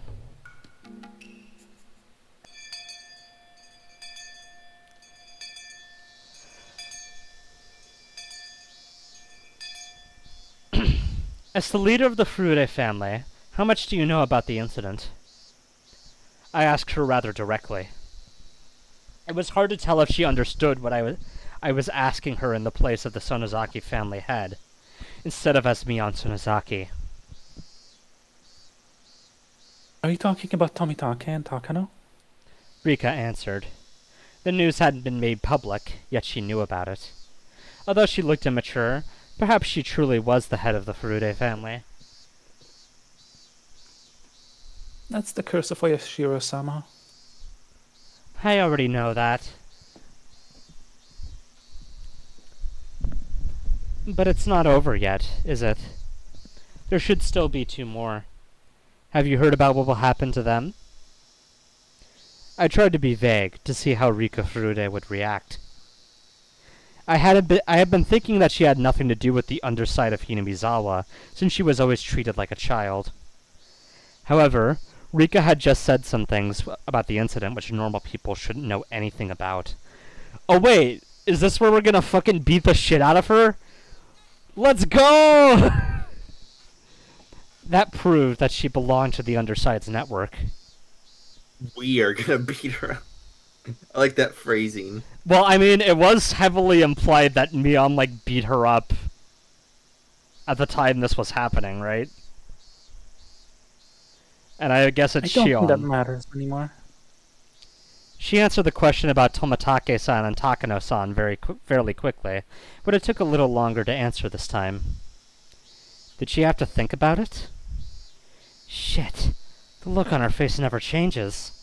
It's impossible to figure out what she's thinking. What do you mean? How can they get away with what they've done? I think if they feel bad about what they've done, that should be fine. Her response was unexpected, especially after seeing all the old people get so furious last night. To trespass in the ritual storehouse was blasphemy against Oyashiro-sama. The village elders had said those intruders deserved to die. Yet the leader of the Furude family... Hello, Car. Yet the leader of the Furude family, who protected the sacred storehouse for ritual implements, said that if they felt remorse for it, then that was fine. I recalled how people thought of Rika Furude's father during the dam conflict. Yes, her father was called an opportunist back then. He didn't agree with the Onegafuchi guardians, who had resisted violently during the conflict. Like father, like daughter. I aggressively grabbed Rika Furude by the collar. Huh? What the heck are you talking about? You're pretty stupid. Just like your predecessor, aren't you? The Furude family must understand better than anybody how sacred the ritual storehouse is. How could the head of that family say such a thing? I laughed at myself. I was told the same thing by someone else, and now I was saying it to Rika. Don't you know Oh, how Yoshiro-sama. serious a crime trespassing in the ritual storehouse is? And also Oyashiro-sama, yes, Hinamizawa. It's a very important place for Oyashiro-sama, so nobody can go in without permission. See, you know that. But those 4 people brought their filth in there. What bad kitty cats. Meow. That's right, bad cats. 2 cats have been caught and punished. There are 2 more. Bad cats, like the hit video game Meow. Bad Rats. How do Well, you think they should be yes. punished? Tell me your opinion as the head of the Furude family. Rika really didn't usually wear any expression whatsoever, making it impossible to tell what she was thinking. But while I grabbed her by the collar and stared at her, I could tell somehow. Rika was a little disturbed. I sensed she was trying to see what I was thinking in turn. I want to forgive those 2 kitty cats. Why should they get away with what they've done? Me? What are you trying to say? That's a good question. So let me explain. Those 2 must offer compensation for what they've done. They've had to clear away their sins. Otherwise, Oyashiro-sama won't stop being angry. Every crime must be punished appropriately. Do you understand?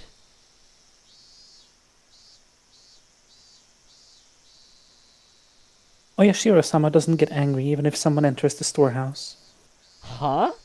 What are you saying? The reason why nobody is allowed to see the ritual storehouse is because there are too many scary tools in there. I'm sure people would get scared if they saw them. That's why we don't let people in there. I'm sure those intruders were scared too, and I'm sure they feel bad about what they've done. They're forgiven once they feel bad about what they've done? That is not for you to decide. That's what Oyashiro-sama decides. I'm the shrine maiden of Oyashiro-sama, don't you know? Of course I do. You aren't telling me that Oyashiro-sama told you he isn't angry, are you? Rika nodded yes without hesitation. I can't believe the lie she's coming up with.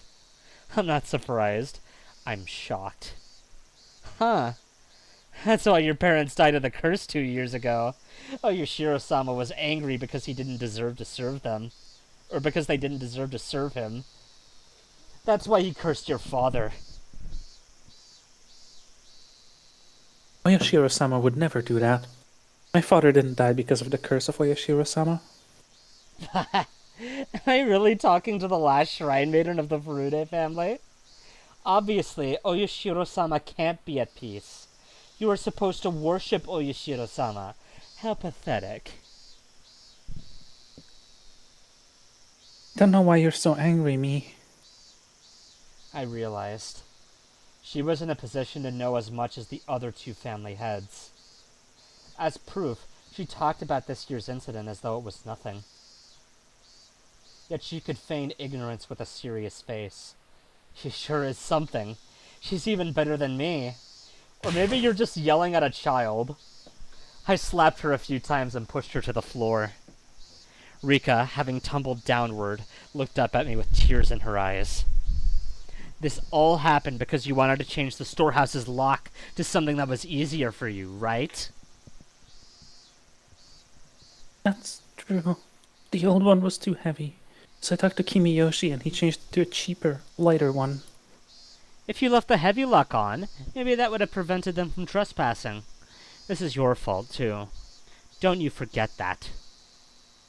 Of course, the Kimiyoshi family who actually changed the lock is responsible for this, too. The last part was something I added on a whim. I added it to connect Rika's story to the disappearance of Kimiyoshi.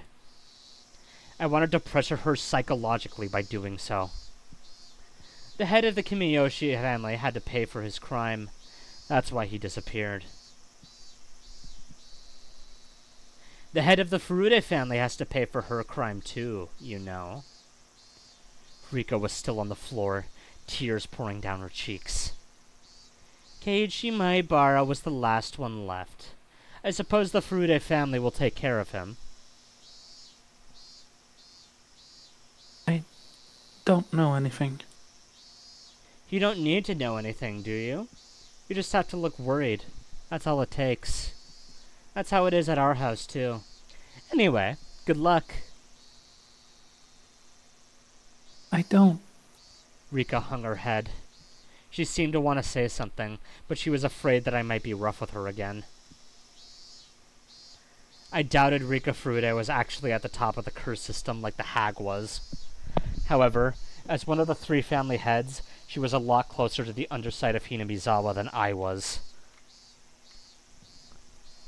By now, that underside was well aware of Keiichi Maibara. I told the elderly leaders of the village yesterday, in the meeting, that Keiichi Maibara was the last one remaining. I just told the head of the Furude family the same thing, if threateningly. If my threat was effective, the curse of Oyashiro-sama should very soon fall upon Keiichi Maibara. And at just the right time, I would grab my enemy right as he took my bait. If the assassin came from the Furude family, this girl would have committed the same sin as the hag. When that time came, I wouldn't hold back.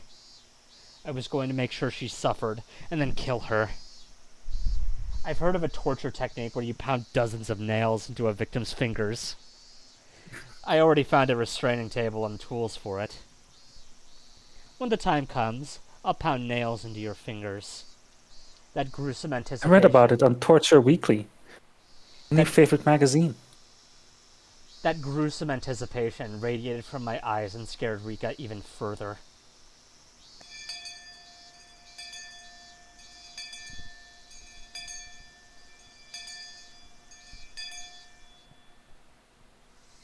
I wonder how Kimiyoshi is doing. Remember when she said that Kimiyoshi probably couldn't stand, like, being choked all night, and he'd probably fucking hang himself on accident because he's old? I sure wonder how he's doing. No, she said that she left him hanging all night. I doubt he died from tiptoeing all night, but sometimes a human could go very easily. He already told me everything I wanted to hear, and he doesn't know anything else anyway.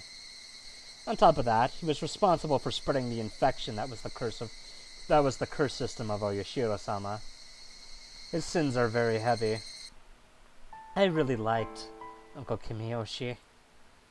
He had always been kind. The hag was so tough on our relatives, and that's why he was extra nice to me. When we talked yesterday, I was so happy to hear him say he would forgive Shion. He even said he would fight the hag to save her. That made me very happy.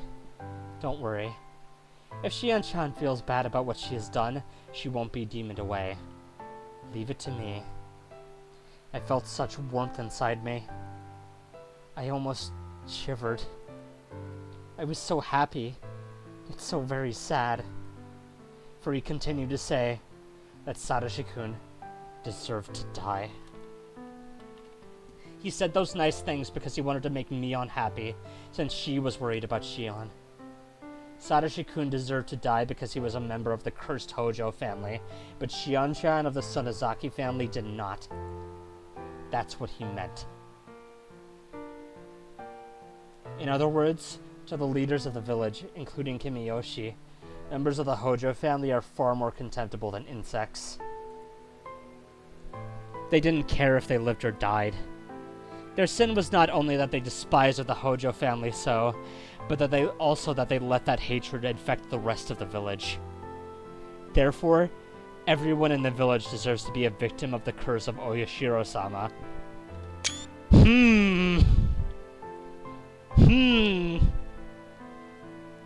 Kimiyoshi and the others created an environment that excused murder in that name.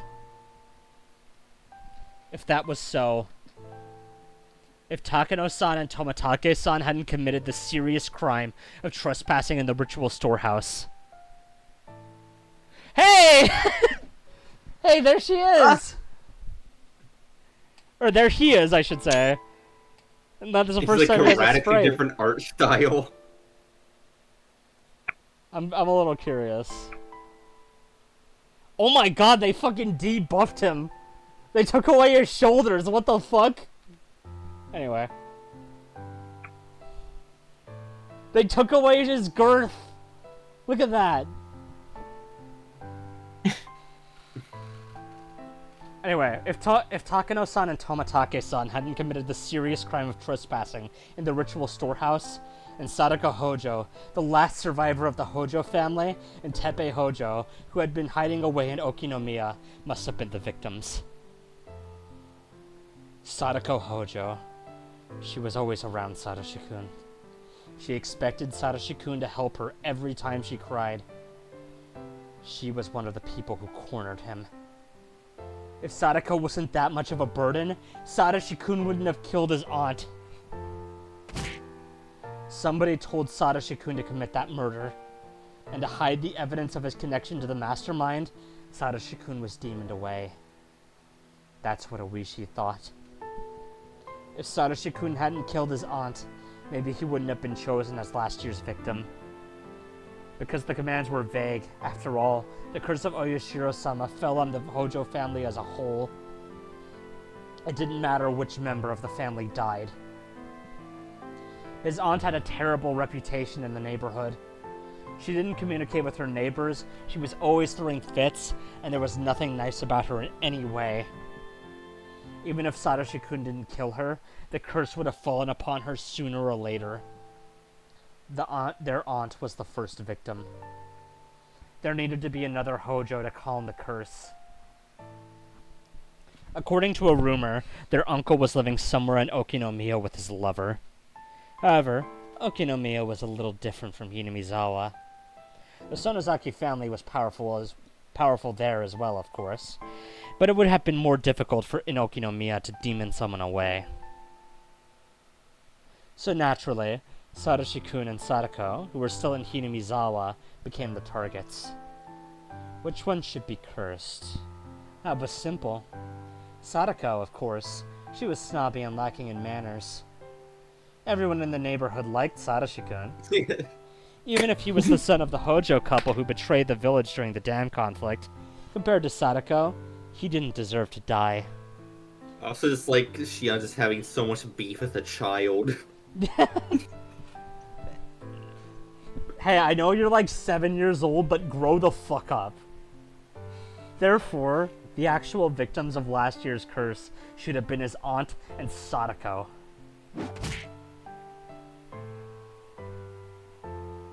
Satoshi-kun was suddenly all alone. His mean aunt and mean uncle were gone. His sister, who was a burden to him all his life, was gone too. Satoshi-kun was such a nice person. He would be sad, although he'd realize he was finally set free. But time would heal him. I'd even help. He didn't have to live in his house in Hinamizawa. There were plenty of empty rooms in the apartment block where I lived. I could have found him a part-time job, too. He didn't need to go into school in Hinamizawa. He could go to school with me in Okinomiya instead. He wouldn't know his way around, or really anything about the school there. So I'd be with Satoshi-kun all the time. I'd show him a shortcut to school, and we'd go shopping, and I'd teach him many different things. What an unbelievably happy ending. But yeah, with dead sister, Satoshi-kun had been suffering so much, and I had been pushed away all my life. But we would finally be happy. I enjoyed these sweet delusions, but I didn't have any more time to waste. I was sure there were plenty of old people who had been trying to get a hold of Oreo all morning, who were going to try to catch me after I got home from school. Actually, the phone had been ringing constantly while I enjoyed my happy thoughts. When I answered the phone, I casually listened and replied. As I planned, Keiichi Maebara is now known as the next curse victim within the underside of Hinamizawa. Okay. I also tried to let them know that the disappearance of the village chief had something to do with the fact that he changed the lock on the ritual storehouse's door. All the authorities in the underside came to realize the seriousness of trespassing on the storehouse. After all, one of the heads of the 3 families got punished. One of the phone calls was from Oishi. He had also heard about Kimiyoshi's disappearance, and he knew it had something to do with the changing of the lock. I'm impressed. He has some pretty good sources. But all he can do is catch whatever information he can get. There's no way for him to find out where it's coming from. I'd call Keiichi Maebara again later tonight. Some of the more aggressive villagers have already started to take action around him. I'm sure that by now, Keiichi is feeling the danger that's coming toward him. I'd have to be careful that he doesn't get killed easily. If I can catch the enemy before they bit Keiichi, I can use him again as bait. Keiichi Maebara. I haven't known him for that long. He's funny, if not intelligent. He'll never replace Satoshi-kun, but I do think he's fun to be around. There's just one thing I don't like about him. He rubs my head far too often. His hand is as warm as Satoshi-kun's hand, which is why I can't stand it. But that's about it. Keiichi Maebara isn't Satoshi-kun's enemy. I don't hate him. He's fun to be around, but I wouldn't shed a tear for him if he became the victim of a curse. I won't prevent Keiichi Maebara from being killed, but I won't kill him myself either. Shion, you're really a moral paragon. She says after putting him at risk in the first place. I'd made arrangements for the curse to fall upon him, but I never told anyone to kill him. Well, I suppose I did tell Rika Furude to take care of Keiichi Maebara. so you're just wrong. You did tell someone to take care of it. Not even by your, like... Wait a minute. To avenge Satoshi-kun, I'm doing exactly the same thing as the hag did. I'm using the exact same system that killed Satoshi-kun. Keiichi Maebara, I'm just using him. I told people to let the curse fall upon Keiichi, but I've been giving him appropriate warnings. I'm going to help him if he tries to live. If I catch all of my enemies, maybe I'll let him loose. He's different from Sadashi-kun. Sadashi-kun was tricked into killing his aunt, and he was killed himself afterwards so there wouldn't be any evidence remaining. I won't kill Keiichi Maibara. That's how I'm different from the hag.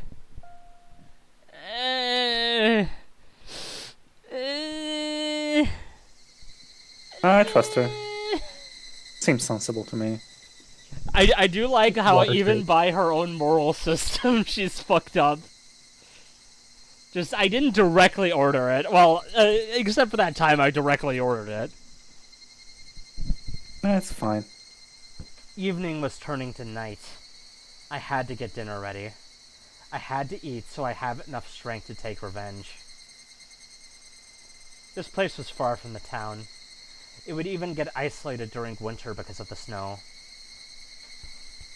It's not unusual for a household like this to have 2 or 3 refrigerators. There were plenty of groceries left in them. I was glad I didn't have to go grocery shopping. I could hear the chorus of the Higurashi. People often say that the sound of Higurashi brings back memories. But for me, it's the exact opposite. I've only ever heard the sound of the Higurashi in Hinamizawa. Therefore, the sound of the Higurashi, to me, is Hinamizawa. Hold up, his writing is this fire? The sound reminded me. It brings back memories of Hinamizawa? The sound reminded me that I wasn't supposed to be here. That I couldn't be here. That was when I heard the doorbell. Because there was a good distance between the house and the gate, there was both a doorbell and an intercom by the ladder. It had a security camera, too. Something as modern as the security camera monitor in this old-fashioned kitchen looked rather strange. I turned on the switch, but nothing appeared on the monitor. I tried to check the plug, but there were a bunch of cords going behind the refrigerator, so I couldn't even do that. The doorbell continued to ring while I tried to figure out if the monitor was broken, or if I just didn't know how to turn it on. I only felt like answering the door depending on who it was. It'd normally be easier to pretend to be out, but that wouldn't help me. I was waiting for my enemies to show up. I couldn't just hide myself in that case. The hag was supposed to be sick and in an extremely bad mood.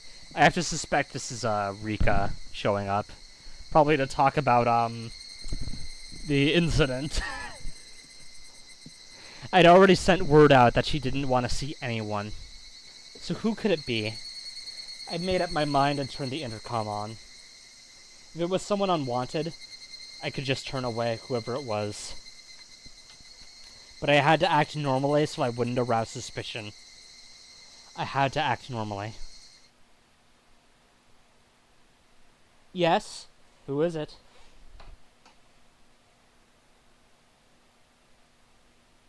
Hello.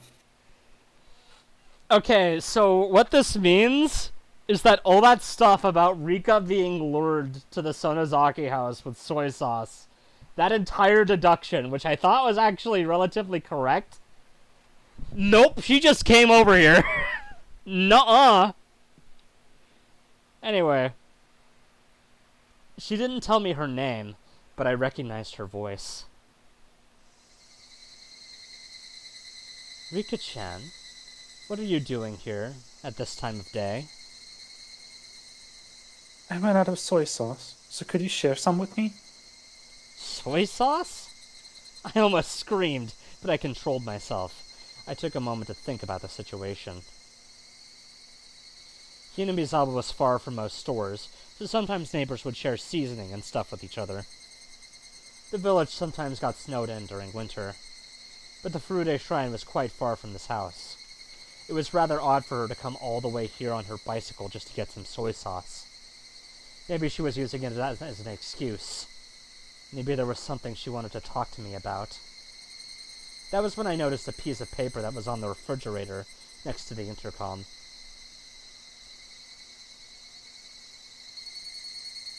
Okay, never mind, it was right.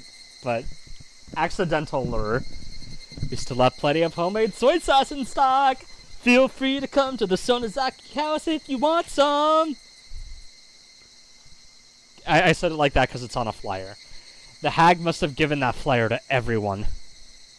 One of our relatives sent her a barrel of soy sauce. If you want some, bring a container. That's what the flyer said. Barrel. Entire barrel. I see. This would explain it. There was a handwritten note on the bottom of a flyer. On the bottom of the flyer. The soy sauce is in a storage area under the floor.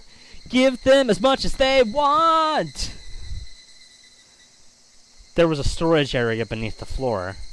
When I opened it, I saw a barrel of soy sauce alongside a funnel and a ladle. I didn't want Rika to notice anything suspicious at this point. I decided to share the soy sauce with her. Sure. Did you bring a container?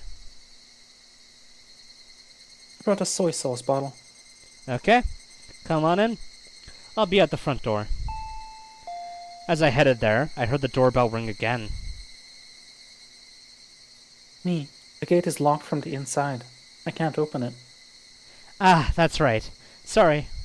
I'll be right there. Just hang on. People didn't pay much attention to safety around here in Hinamizawa. People didn't think too much about locking the doors. But as someone who's lived in a town, I've always locked everything. To let Rika Furude in, I'd have to go outside. Oh no, how terrible. Good evening. Rika smiled at me. She was holding a huge soy sauce bottle. She acted like I never yelled at her, got violent with her, or made her cry at all today. Or perhaps she came to curry favor, thinking that she angered me. I invited Rika to the front door. I told her to wait for a moment, and tried to take the bottle. But Rika took her shoes off and walked into the house with the bottle in her hands. Don't worry, I'll get it for you. Why don't you wait there? I'm pretty good at pouring soy sauce into a funnel, you know? She looked at me as if begging. I guess she wanted to pour the soy sauce into the bottle herself. I didn't want her to come in the house, but I suppose I didn't want her to wait there alone either. If she came to the kitchen with me, I could keep my eyes on her. And so, I brought Rika to the kitchen. We walked down the hallway. I only heard my footsteps. I stopped suddenly and turned around to make sure Rika was following me. Rika bumped into me.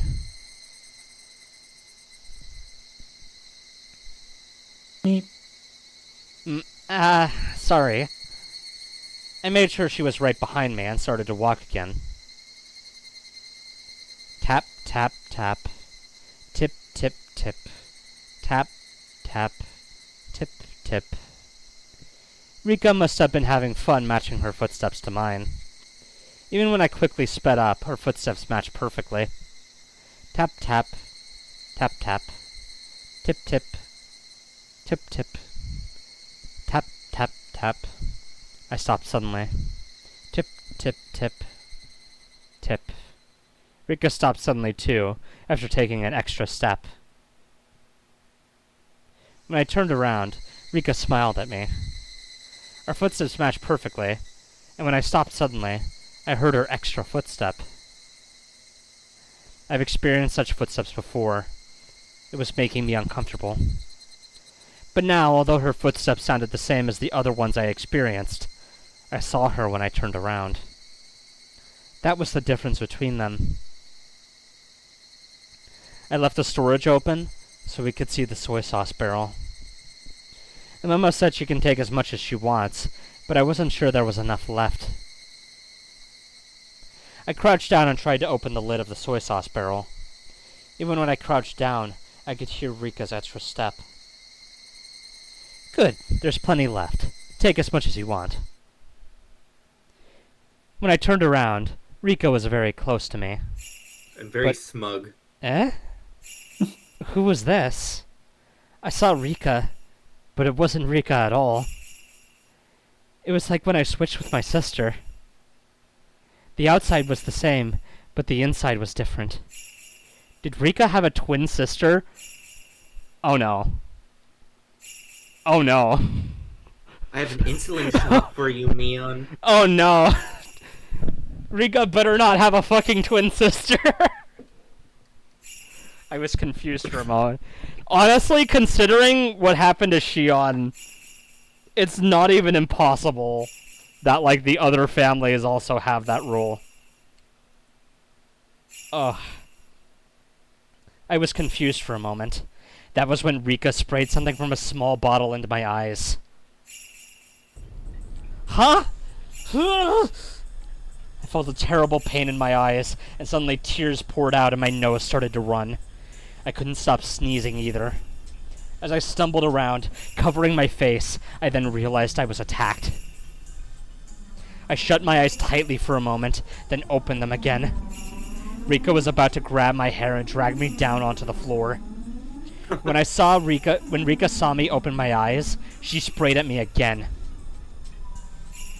I shut my eyes to avoid the spray, but my nose still breathed in the substance. I avoided the pain in my eyes, but the tears, the runny nose, and the sneezing continued. She got fucking maced, holy shit. Shit. Ah! My brain isn't working quickly enough. However, when I finally understood that I had been attacked by Rika Furude, my brain started to grind into motion. Rika Furude knocked me on my back and got on top of me. I tried to escape from her by rolling on the kitchen floor. As I rolled, I hit an oven, a huge jar, and destroyed a pile of something on the floor as I fought back. But Rika didn't let go of me. She stayed on top and restrained me. She was sitting on my stomach, and I felt intense pain and pressure. She sure could fight well. I still couldn't see anything. Rika had the upper hand, my eyes were shut, and I was in real danger. As I tried to blink, I saw Rika's expression. I didn't know Rika Furude all that well. I only knew her from the few times I went to school as Mion, and from the things I heard from other people. But as far as I knew, there was no way Rika Furude would ever do something like this. This is just impossible. Impossible. Impossible. No, I can't fill my head with that word. I have to calm down and figure out what to do next. Shit, I'm too much of a mess to even think. I tried to peek at her face again. She still had the spray bottle in one hand. What I didn't expect was the thing in her other hand. Syringe. Syringe. Syringe time! How could I mistake it for anything else? It was definitely a syringe. Yay! It's definitely a grenade. With the pin pulled. Rika running the martyrdom perk. Oh no. When Rika realized I'd regained my eyesight, she pointed the spray bottle right at me and let loose with it. Stop opening your eyes! Stop! I shut my eyes tightly and tried to ignore the pain. But that was when, even though I was blinded, Rika made a miscalculation. She had sprayed me from such a close distance that she inhaled the substance as well. I heard Rika sneeze and realized that it was my chance. Even if I couldn't see, I knew she was right there. I hit Rika's face a few times. When I felt Rika's weight shift, I escaped. Oh, this is... I guess this is only shown in the,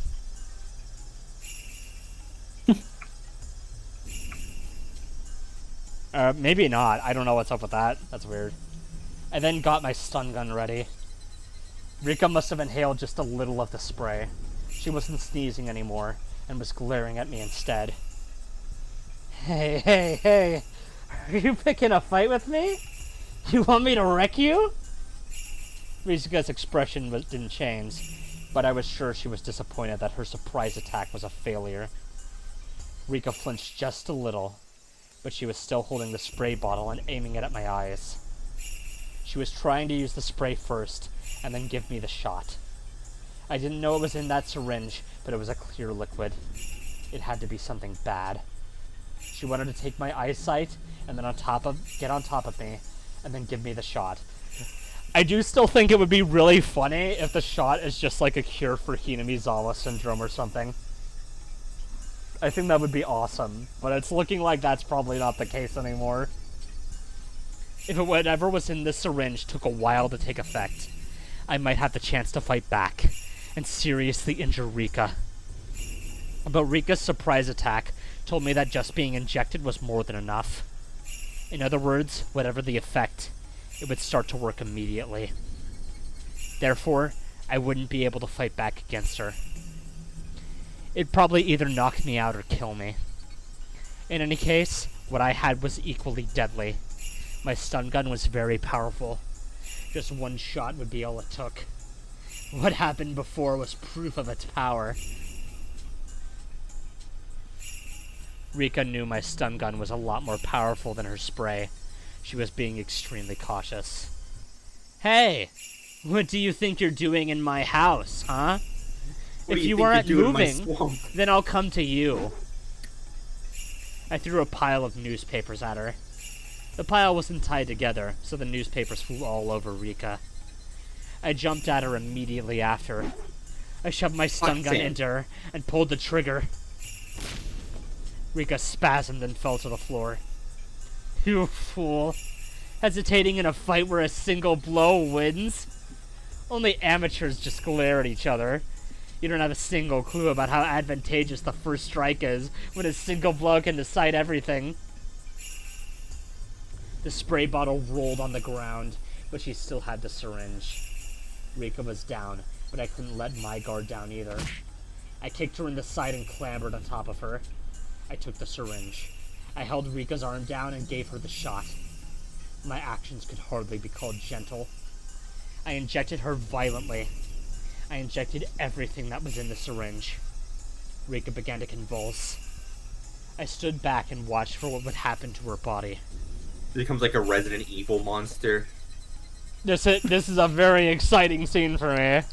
We're finally gonna get to confirm what's in that syringe!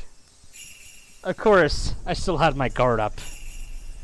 While I assumed that the drug would incapacitate her immediately, I didn't know exactly what kind of reaction she would have.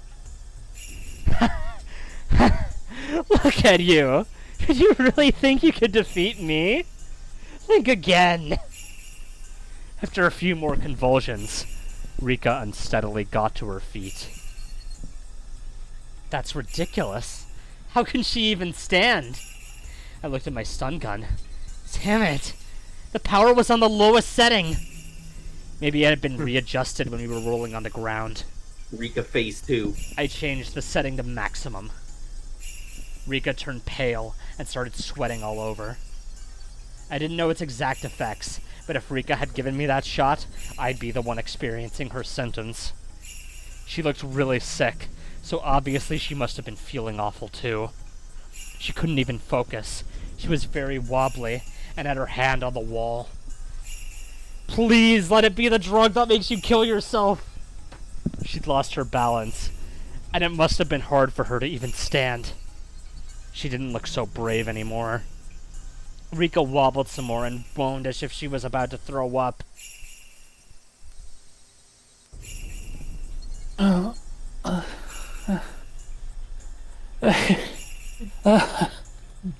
Honey.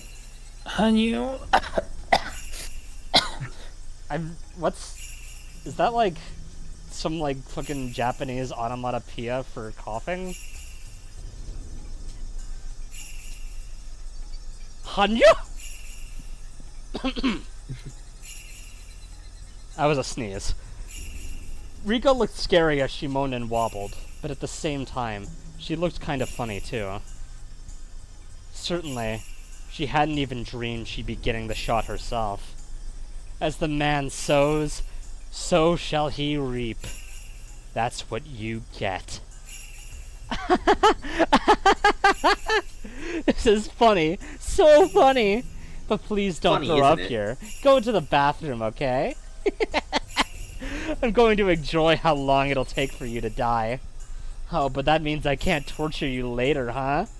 I've been planning to use the nail table on you. So either you choke on your own vomit and die, or I pound nails in all 10 of your fingers. I wonder which one it will be. Okay, I know. Let's move to the underground shrine storage. I'll put you to sleep so I can move you there, okay? I walked up to Rika, my stun gun making popping sounds. When Rika saw the sparks from my stun gun, she moved to grab a huge kitchen knife. Oh, are you still trying to fight? That makes things more fun. I have so much I want to ask you. I would suggest you back down. Well, actually, even if you do, you'll go through the same misery anyway.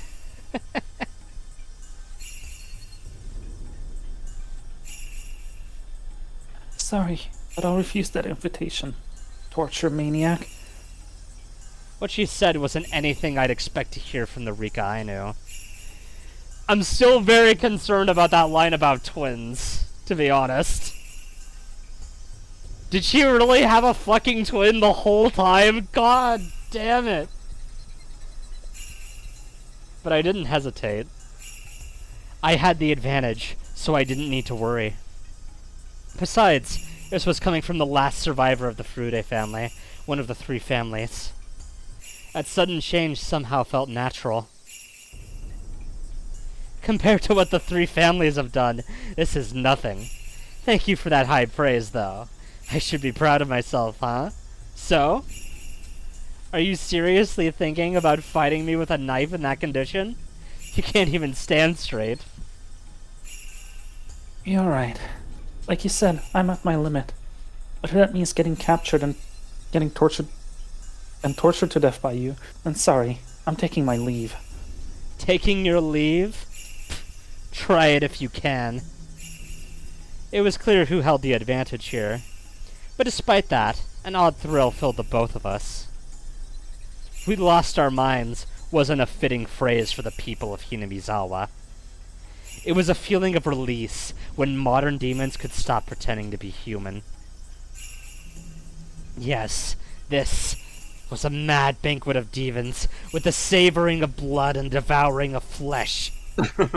Attended by the head of the Furude family and the head of the Sonozaki family, the old families whose blood is closest to the madness of the demons. I stood in front of the hallway so as to block her escape route. The windows had grates, and the door had a safety chain on it. If she turned around, I'd hit her with my stun gun. In this situation, what did Rika Furude mean by taking her leave? Flashbang. Honestly, I don't know how Shion could not get it at this point. There's only one thing she could mean. Rika got her knife ready. I expected her to aim at my stomach when she attacked, so I took a stance with my stun gun ready in my hand. Rika, however, suddenly turned around. I carefully watched to see what her next move would be. Rika put the handle of the knife to her wall and held it in place. What was she doing? Goodbye, torture maniac. I won't give you the satisfaction of killing me. Rika reared her head back and slammed her throat against the knife on the wall. Her blood splattered all over. Rika bent backwards repeatedly and let the knife slash at her throat. Again and again. Her neck and chest were dyed red. I'd always thought blood was darker. But her blood wasn't dark. It was so bright. I must have been confused, but it looked pretty. After doing this several times, Rika turned around. Her eyes were wide open. She didn't look like she was from this world. Her face looked like something both living and dead, both real and artificial. Cyborg Rika, real. It was very scary, eerie, and above all else, pale. Dion, this description would not fit on the Roblox creepypasta wiki. You better.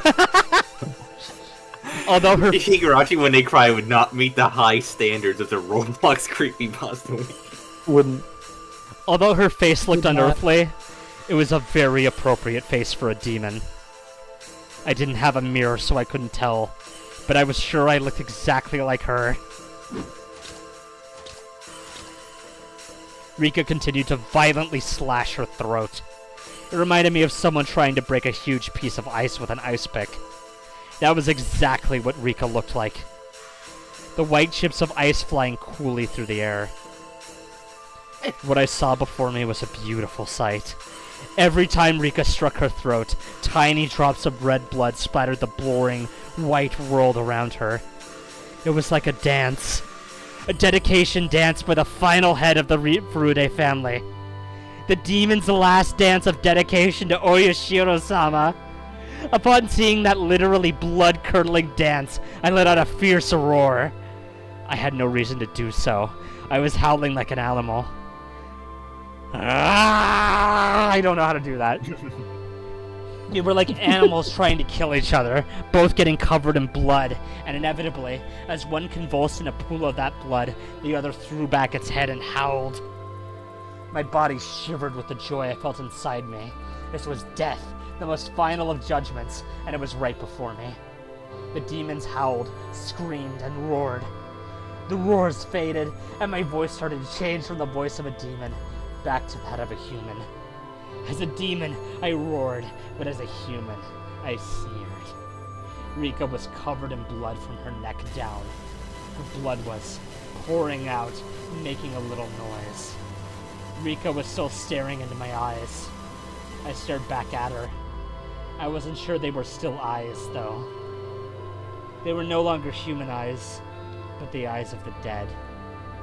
Rika? No. Rika's corpse vomited blood from her mouth and smiled. Then, she dropped her knife. She stuck her hands out and turned her palms upward. Her wiggling fingers reminded me of an insect's legs. Those fingers reached for her own throat. I'd never seen anything like it. I'd never seen anybody do this before. Because Rika was scratching her own throat. She was ripping her own throat apart. The drug that makes you kill yourself. It's the drug that makes you kill yourself, guys! Maybe that wasn't a good description. She was trying to rip out the inside of her throat through the opening she made with the knife. Her fingers found the biggest tear. Rika smiled. At least that's what I would have called it if she were still alive. She ripped open the tear in one tug.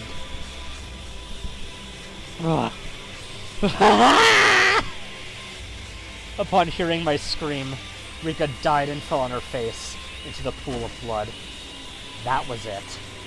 She didn't get up again to show me her throat. I stepped back from Rika Furude's body and bumped into the wall in the hallway. I roared again in admiration of the ritual dance of dedication of the head of the Furude family. Joy ran through my body, and blood rushed through my veins. I won! I won! I defeated her! I then realized I disposed of the heads of the three families to the core of the curse of Oyashiro-sama. Everything was finally exposed. The curse of Oyashiro-sama and its masterminds were all exposed. I disposed of the leaders of the three families, who all killed Satoshi-kun. The head of the Sonozaki family died of a heart attack. She was at the bottom of the well, along with a wheelchair. I apprehended the head of the Kimiyoshi family. He continued to tiptoe until dead. The head of the Furude family died, in a way that was perfect for the final head of the three families of Onigafuchi. I did it. I accomplished my mission. I defeated all the masterminds who killed Satoshi-kun with the curse. Everyone. Satoshi-kun, you were powerless. You didn't have the means to fight back.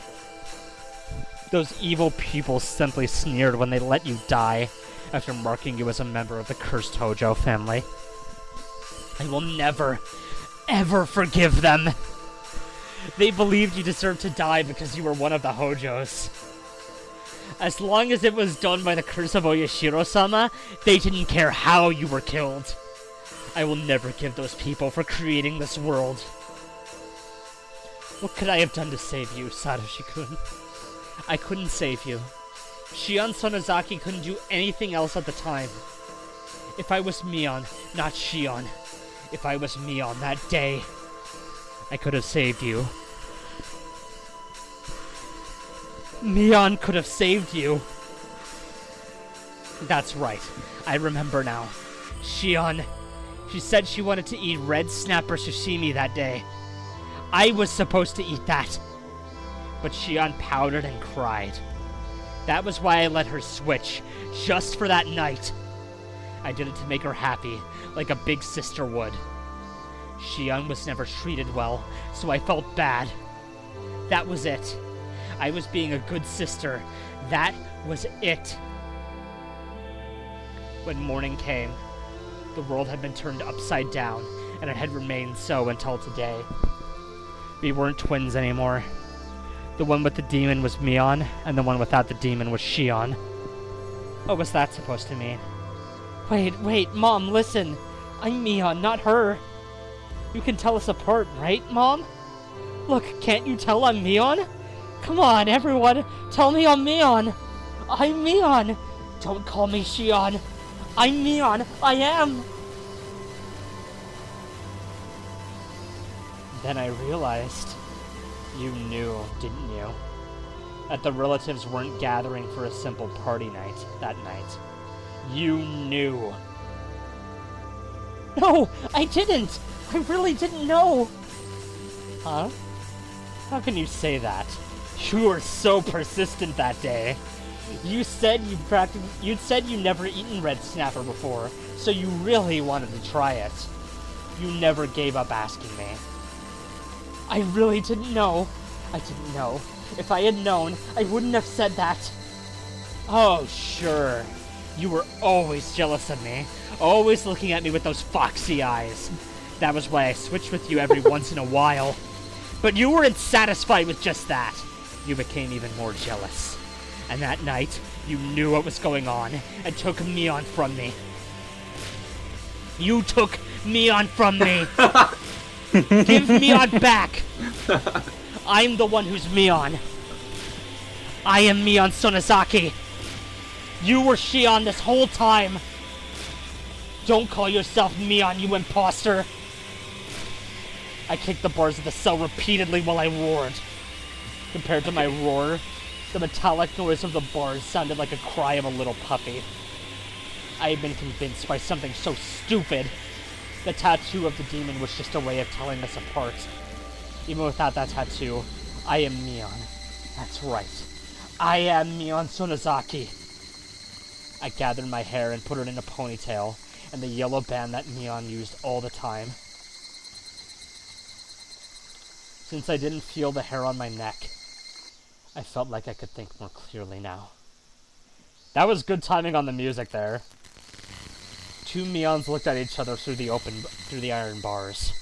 According to our sibling rules, that was never to happen. Yes, there was only one Mion and one Shion. There could never be two of either at the same time. Shion, let your hair down. I am Mion, and Mion is here. You were never Mion. So don't pretend to be me ever again. Do you hear? I said, do you hear? If you do, answer me. Answer me, Shion. I took myself back on this day. Shion admitted she was Shion. How wonderful it is to be Mion. I feel great. I can think clearly now, because after all, Mion is capable of anything, unlike you, Shion. How dare you pretend to be Mion? Do you have any idea? Huh, Shion? Yes, sis. Shion called me sis. And so, I was Mion. Ah! The demon who had been asleep inside of me was finally allowed to wake up. The demon roared, and my whole body shivered to express its joy. Shion, you committed a great sin. You were Mion until now. I like how we're still called Shion, by the way. You were in a powerful position as Mion of the Sonozaki family, yet you didn't even try to rescue Satoshi-kun. You had millions of chances to save him, but you chose not to do anything. I won't forgive you. I'll never forgive you. I could have saved Satoshi-kun. You took him from me, and you killed him. I'll never forgive you for that. Shion was shaking on the other side of the bars. I will kill you. I'll kill you in the best possible way. Starting today, I'm going to think of the best, most gruesome way to kill you. Shion, you'd better spend every minute fearing what's coming to you. I won't just kill you. I'll make sure your death is long and miserable. And after you're dead, I'll throw you into the well. You'd better apologize to Satoshi-kun when you get there. This is what you get for pretending to be me. Do you hear me? That's your sin. Ah! I can't really do good screams, sorry. Fair enough. I needed to at least clean up the kitchen. While I was putting old newspapers on the floor to absorb the blood, the phone rang. I didn't want to answer, but maybe I should. I should answer it and talk to whoever it was. Hello, this is the Sonozaki residence. I love doing these switch-ups, by the way, it's great. Thank you for answering. This is Hojo calling. I was surprised to hear the Hojo name, but I realized right away that it was Sadako. Oh, Sadako? What's the matter? Sorry to call so late. Is Rika not there with you? Ah, yes. Ever since Sadako Hojo was abandoned, she had been living with Rika Furude. So she really just fucking stumbled her way into this. The whole time, I thought it was Mion's elaborate, curse scheme. And it's just Shion fucking stumbling her way into killing 7 billion people. That's amazing. Well, she's a comedy demon, bit. so it's like she's a demon, so it just happens naturally for her.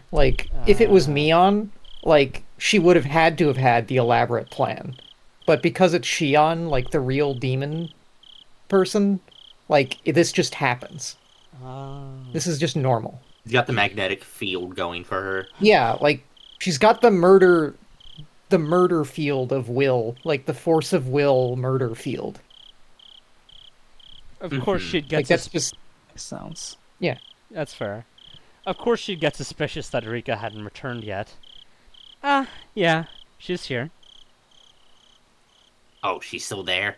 It's long past dinner time. Hey, Sadako. I made too much dinner tonight, so I told Rika-chan to eat here with me. Is that so? Ooh. Why don't you come over too? I have plenty of food left. Rika-chan has already started eating. Oh, Rika. Alright, I'll clean up a little and then head out. See you shortly. Okay. I'll be here. See ya. Click. Rotary phone. Indeed. Oh. I'm honestly a bit surprised that the Sadako kill was collateral. I mean, wasn't the Rika collateral? Kinda. Well, just she was happened one of the to heads, go- to be fair. I mean, to be fair, Rika did try to kill her. But Yeah. when we were doing chapter 2, I thought Sadako was the actual target and Rika was more of the lure, but I guess not.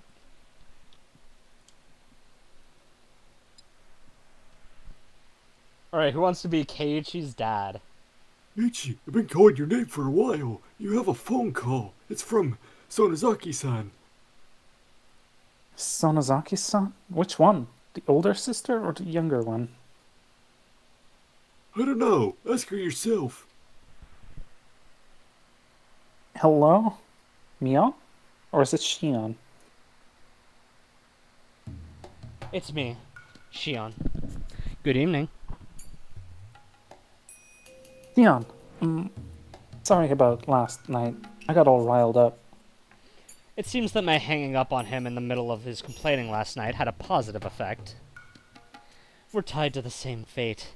Making sure the other is alright is the only way to guarantee our own safety. Yeah, I agree. We absolutely need to share whatever information we have. So that we don't die like Takano-san and Tomatake-san did. Gulp. I heard Keiichi swallow loudly. I heard something, but I don't think that's gonna come through mic very easily. Yeah. I appreciate the attempt. Then let's continue from where we left off. You'll listen without getting angry this time, right? Yeah. I'll be fine. Keiichi agreed to be quiet and listen. I explained the dangerous situation Keiichi was in once again. Just like how some evil people in the village attacked Takano-san and Tomatake-san, they might attack us any day. It was ironic, of course, that while I was warning him, I was also the one who made sure the curse would fall upon him. Let's report anything we notice that seems strange. If we connect all the tiny pieces that we have, then just maybe we'll find out who killed them. Or maybe even the truth behind the incidents of the past few years. You're right. You're right about that. Then I'll start, since I suggested it. I feel like somebody has been watching me lately. What? I was making this up. I just wanted him to realize how urgent the situation was. It might be my imagination, but I'll tell you anyway. I think it's just me, but if you feel like you're being watched too, Kei-chan, then maybe it's not just in my head. Well, don't worry. At the very least, everything's fine with me. It seemed like nothing had happened to Keiichi today, at least. Now that the heads of all the three families were gone, it was possible the curse system had been destroyed entirely. Kinda doubt that. Especially with the whole fucking twin Rika thing you brought up. If that was the case, then Keiichi might not be attacked after all. But if there was someone who did want to attack him, that meant part of the system was still alive. In other words, my mission wouldn't be accomplished just yet. Keiichi is like a litmus test in this situation. I'd know whether or not all my enemies were gone depending on if Keiichi got bitten. He sure is a very useful man. After that, I went along with what Keiichi said. I made sure he was fearful of Neon, as well as all of the three families. I explained to him the possibility that the whole village was involved, and that the curse of the Oyashiro-sama might be some sort of system. Then I remembered Shion wouldn't know too much about the disappearance of the mayor, so I continued. I just heard this myself. Is it true that Uncle Kimiyoshi went missing? You mean the mayor? Wait, Shion, you haven't heard? I don't know anything. I just overheard my father talking about it on the phone again. Yeah, actually. Last night after the meeting, he didn't come home, so the whole village was in a panic. I searched all over Hinamizawa, but if they found him, then I haven't heard. The police should be searching for him as well. Why didn't you tell me something that important right away? Sorry, I thought you already knew. Didn't want to hide it or anything. Kei-chan, what should I do? What's wrong? Tell me, we're not keeping secrets from each other, right? Oh, no way! That's so fucked up! She's going to do the thing where she's like, Kimiyoshi was killed because of me, after Rika is already dead. She already knew at the time she said this. Oh my god! That's amazing! Bravo, Ryukishi! Anyway. Does she know? I'm sorry, Well, I didn't mean to hide it. It was just that, well, the conversation got turned around and... We're on the same side, right? I won't get mad, so just tell me. Uncle Kimiyoshi, I told him everything. How to use a get gun. Old man Kimiyoshi. He's someone you feel comfortable confiding in, Shion. Yes. When I was little, he was really nice to me. All I did was play tricks on him, but he would always just smile. He listened to anything I had to say. He was such a kind person. Calm down, Shion. It's not like he's dead, right? Don't lose heart so easily. Keiichi tried to make me feel better, but he had no idea what was actually going on. It really made me laugh. That night, I told the mayor that we snuck into the ritual storehouse. Also that someone saw us and was out to get us. Does the mayor know how absurdly Takano-san and Tomitaka-san died? Yes, he knew about it. I told him that they died by Oyashiro-sama's curse, and that I could be made a sacrifice to calm his anger. I just said it straight out.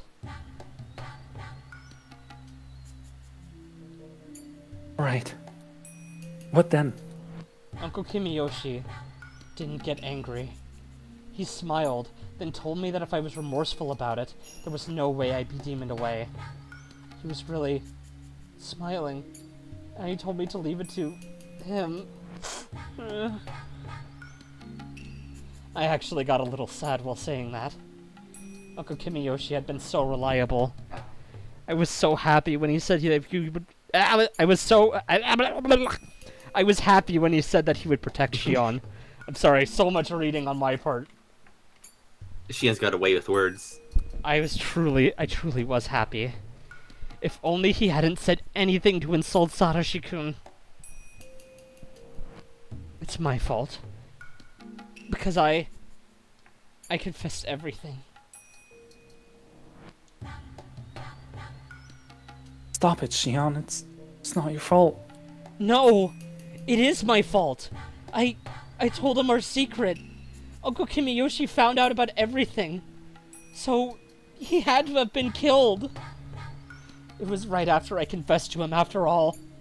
He disappeared the same night, and he told me everything was going to be alright. It was such a strange feeling.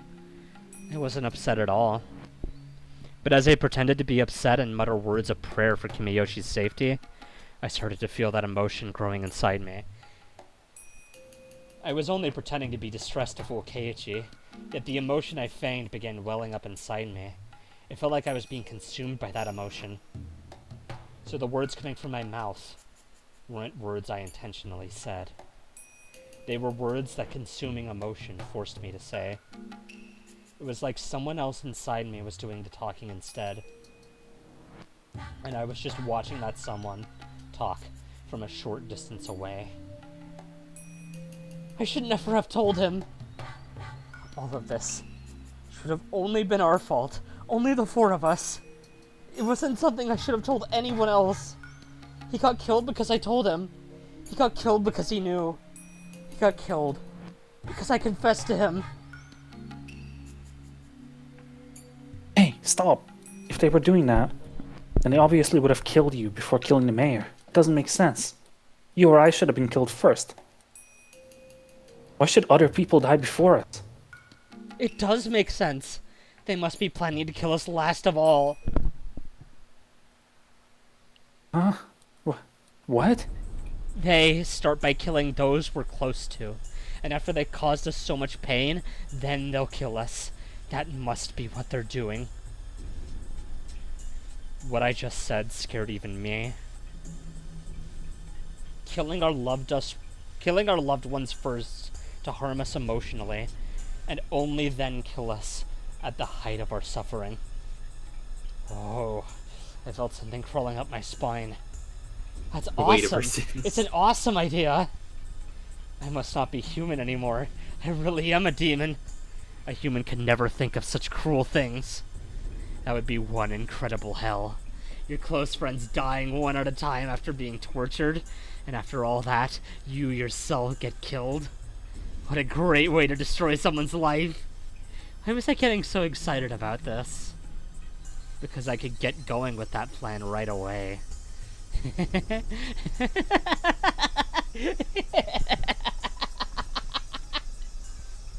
Reading Takano's notes really rubbed off on her. Apparently. I just taken the Rika-chan. opportunity to cackle. It's Rika-chan.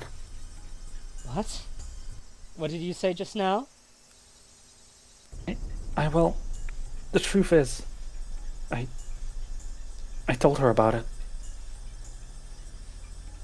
I told Rika-chan today. Rika-chan? You mean Rika-chama? The one from Furude Shrine? Yes, Rika-chan. I felt so scared and uneasy that I did it. I told Rika-chan. When did you? When you did, what did she say? The cat is worrying too much. I'll do something about it for sure. That's what Rika-chan said. I'm sorry, Shion. I'm worried about Rika-chan. Ah, right. If you're that concerned, then don't worry about me. Please, go find out whether she's safe. Yeah, I'll do that. I'll call you again tomorrow at the same time. When I do, you'll know I'm still alright. I got it. I'll be waiting. Okay, bye. Sorry, I'm hanging up. Keiichi hung up roughly.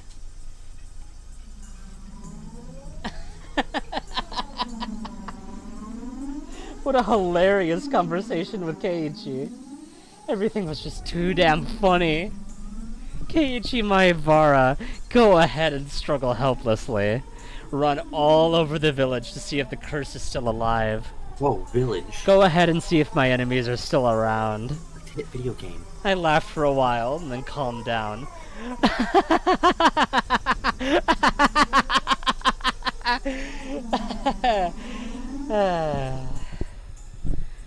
I'd already got rid of the bicycles and shoes belonging to Rika and Sadako. My house, was, for the moment, taken care of. I could expect Keiichi to run around in a panic, to ask for help for someone, and then I guess ultimately come to Sadako. me on. I guess we're skipping past murdering Sadako. Yeah, I guess so. They always say the second kill's easier. I think it would be some sort of emotional climax for her. Since she fucking hates her. Yeah. Yeah, like I kind of figured that would probably be like one more Yeah, expensive. I'm a bit surprised that she hasn't really been like grudging that much over Sadako. She's internalized the curse because like all the Hojos are just insects, so they're not like really even that important, honestly. Like yeah, I mean like we kill them, obviously. I mean, it's not a big deal. Yeah. What else would he do with a Hojo? Yeah. More than likely, the youth group would end up looking for Rika like they did with the mayor. I'd probably have to endure another long night again, knowing nobody would find her. I decided to wait until the phone rang. I killed time by watching TV until it did.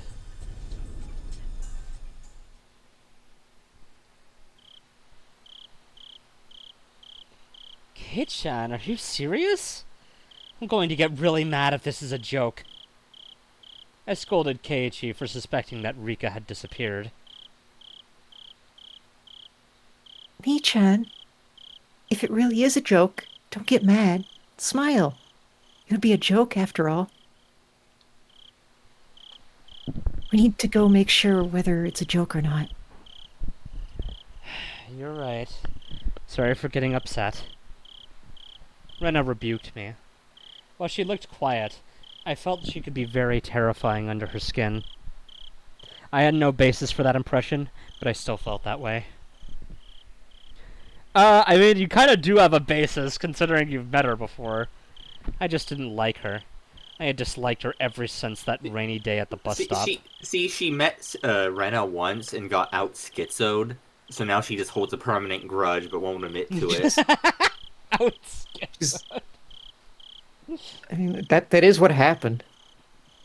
It wasn't that we didn't get She's like- along. No, No, nothing. Go ahead. It wasn't that we didn't get along, though. How should I put it? I was at a loss for how to explain. That was it. I found a good example.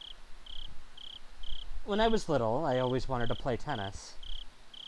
I had my relatives take me to a tennis court. I just killed 2 people, by the way. And they all praised my skill. I was doing nothing more than hitting a ball with a I racket. scored well on those special tests. But they told me I was talented, and that made me happy. When I went to school, I told my classmates I played tennis, and they told me that I was talented too. Then, one of my classmates, who was unusually very quiet, said she also played tennis. Not only did she play, but she took lessons. Although I bragged about my serve, I was no match for her. I felt lonely and insulted that everyone was paying attention to her and not me. She was usually very quiet, but suddenly I realized that she knew more and had a lot more experience than me. Rena at the bus stop was just like that. I thought of myself as a demon now. You had way more experience killing like 5 people. I mean, like, Rena probably done it a lot more cleanly. Yeah, Like, she wouldn't let a beginning occur. She's not that type of gal. I just know it. She'd do it all in 1500 seconds. I'd awakened a part of me that was half human and half demon, the part that lived in Onigafuchi village. In fact, I'd already stepped into a world where normal humans couldn't go. I'd already surpassed my human limits. I genuinely thought of myself as a superior being, having transcended the realm of mortals. But when my eyes met with Rena Ryugu's, I felt what I did a long time ago with tennis. Why? Why did I feel that way with Rena?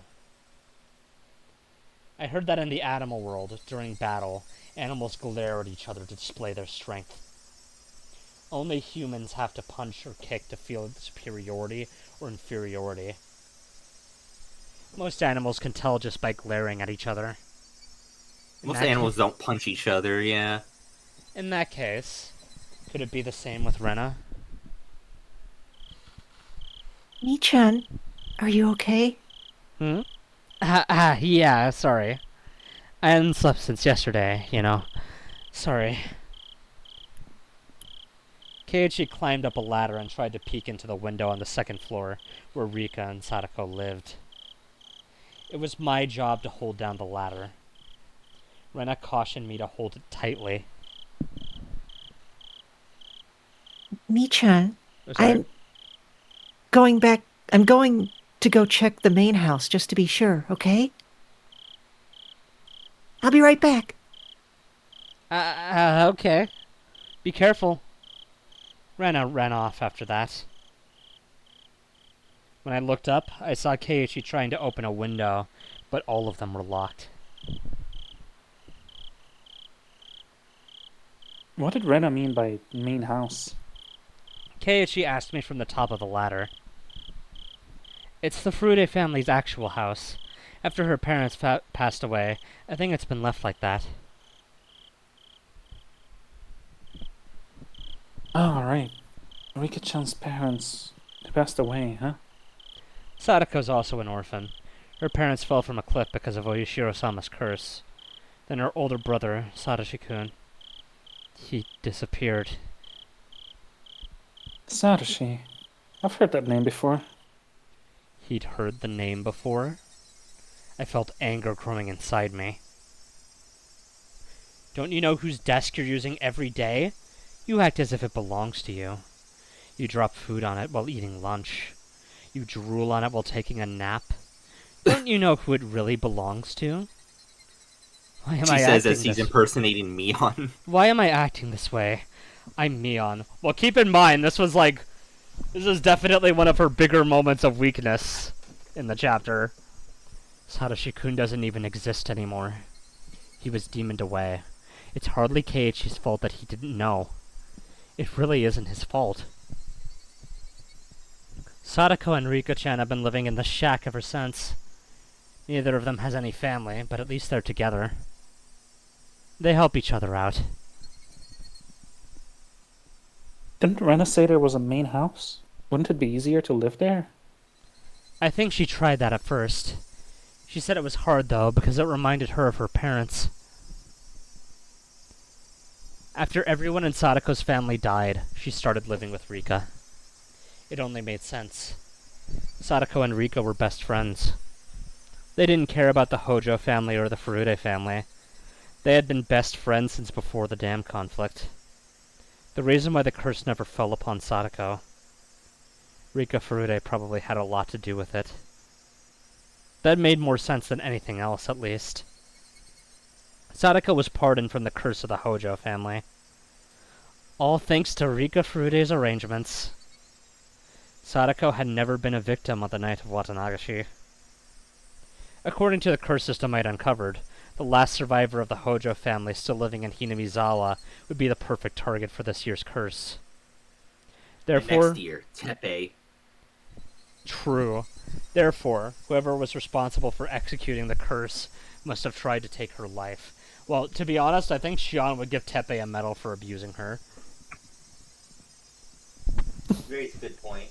However, nothing happened to her, proving that Sadako had escaped from the curse. That was really and truly infuriating.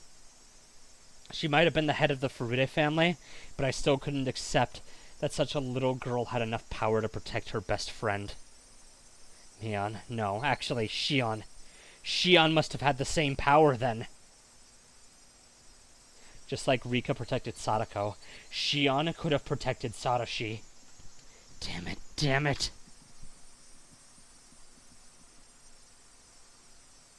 Rika-chan and Sadako-chan. They have it hard, huh? She's cursed.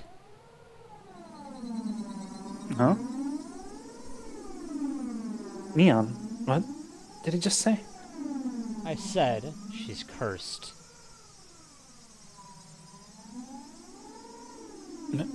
Neon, you... Why are you making that face?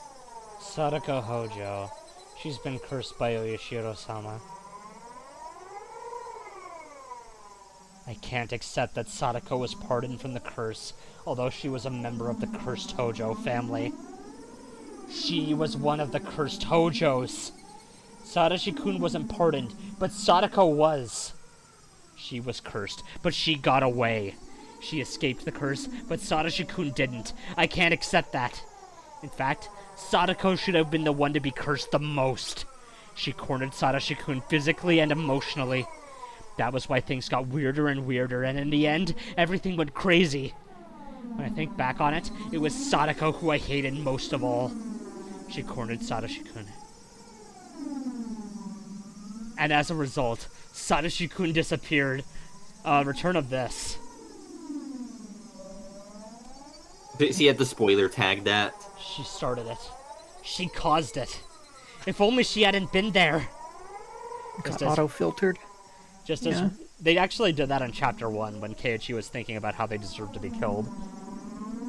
Just as Rika Furude and Sadako had lived happily, maybe there had been a happy future for me too. Maybe Satoshi-kun and I could have started our lives together in Okinomiya. Yes, if I look at both the beginning and the end, it's so obvious. Sadako's existence caused everything. Satoshi-kun had to kill his aunt because of Sadako. The three families used that need to create the curse and then kill him. The police were convinced he just ran away, but he'd never do that. He was the type of person who always did his best at everything, all by himself. He was doing the very best he could for his only sister, yet he was forced to vanish. He worked so hard for Sadako, and though he was living just for her, he was erased. Poor Satoshi-kun. He was so underappreciated. That girl knew no gratitude. She was cursed. If you got near her, you'd meet the same fate. You'd be cursed to die or disappear. That really was it. She was the main cause behind it all. She wormed her way into Rika Furude's good graces, and that's why the curse fell upon Satoshi-kun. She should have died first. then Satoshi-kun would still be alive. If he was alive, I could have done something for him. I can't forgive her. I can't forgive Sadako. I can't forgive that girl. There can be no peace with her. There can be no peace. She was the perfect target for the curse of 1983. The curse of Oyashiro-sama, Rika Furude, the reincarnation of Oyashiro-sama. Was that the curse of 1983? Yes. Whoa. Rika was dead. The reincarnation of Oyashiro-sama had died. There was no more god in Hinamizawa to deliver the curse. I'm the one who has to deliver it now. Oh, I guess she did take Sadako off to the torture dungeon. I am Mion Sonozaki, the head of the Sonozaki family, one of the 3 families of Onigafuchi. Now that all of the heads of the 3 families are gone, there is nobody to surpass me. I will deliver the curse of Oyashiro-sama, and nobody else. I'll deliver it. I am the curse.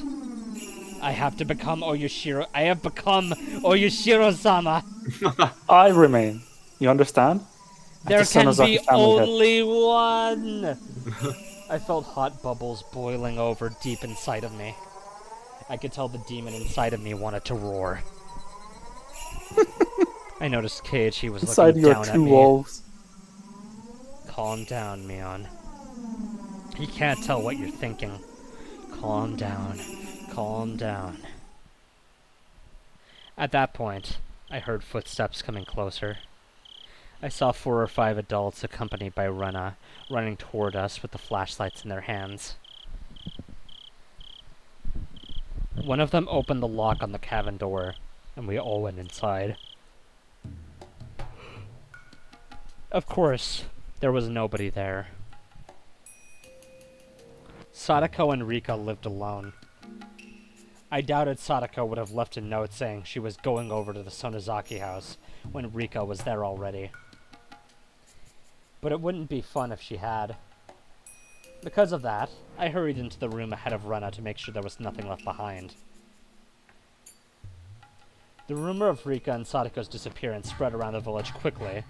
More and more villagers gathered at the Furude shrine. Acting in place of the head of the Sonozaki family, I commanded them to search the village. The villagers nodded and scattered. How long had it been since the last time I was truly Mion? I felt so pleased that my body almost went numb. Lots of villagers went in and out of the shrine. They yelled at each other that she was nowhere to be found. Some suggested other places to look, and they all left. They made a lot of noise with their comings and goings. Members of the Women's Association bought out huge pots and gas cookers from the storage and got ready to cook for the men. That was when I noticed Keiichi unsteadily walking towards a copse of dark pine in the trees. What was he thinking? How stupid of him to be alone on a night like this. If a person responsible for executing the curse was nearby, he wouldn't come back safely.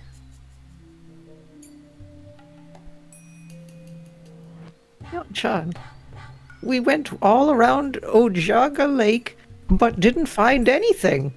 We tried to light up the pond, but we're going to have to wait until the sun is up. Okay, thanks for your hard work. Women are making some miso soup, so please rest up and have some. Mion-chan, do you know where they usually park their bicycles? No. They probably parked them at the bottom of the stairs leading up here. I don't think they'd come up while carrying them. We can't find your bicycles. Where did they go? If they left on their bikes, they could have gone pretty far. Maybe even as far as the town.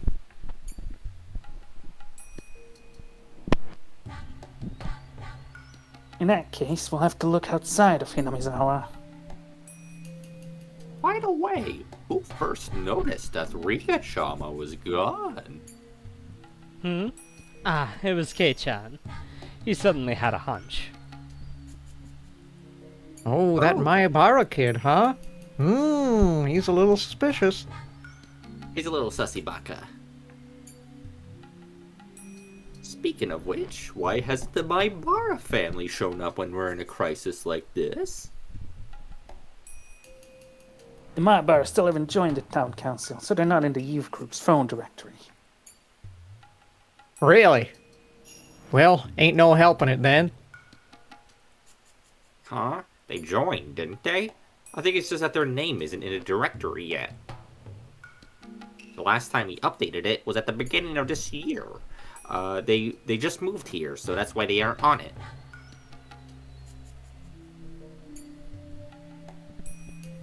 That Maibara kid's hunch is still suspicious.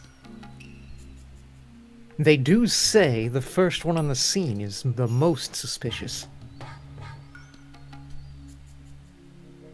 Where'd he go? I saw him walking toward the pine trees. Can someone go get him? Conveniently, I saw Keiichi and Rena walking back toward us. Kei-chan, where did you go? I was worried you'd disappear too.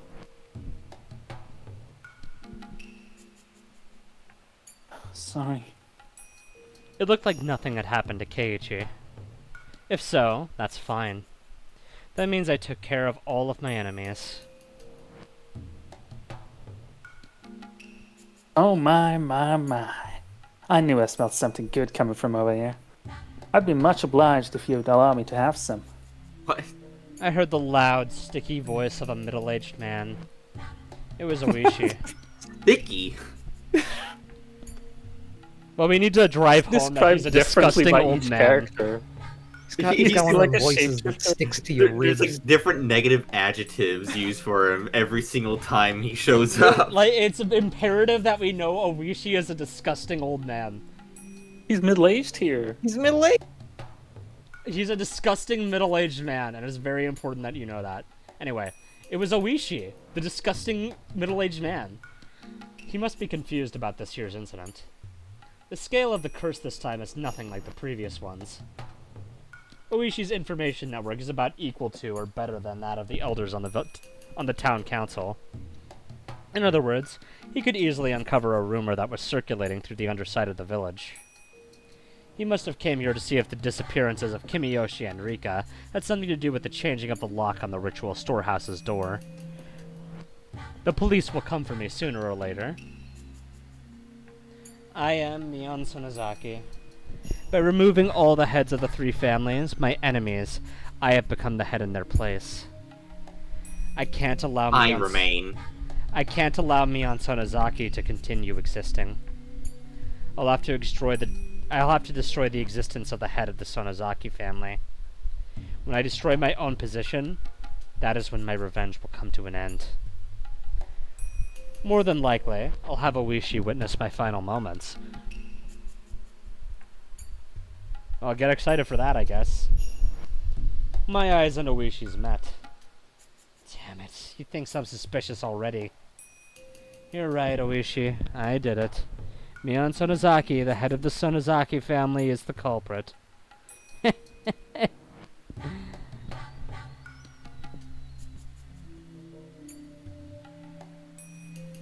Alright, I think that's a good place to end off for now. Probably. Yeah. Exactly I'll get 3 some hours. notebook pages next time.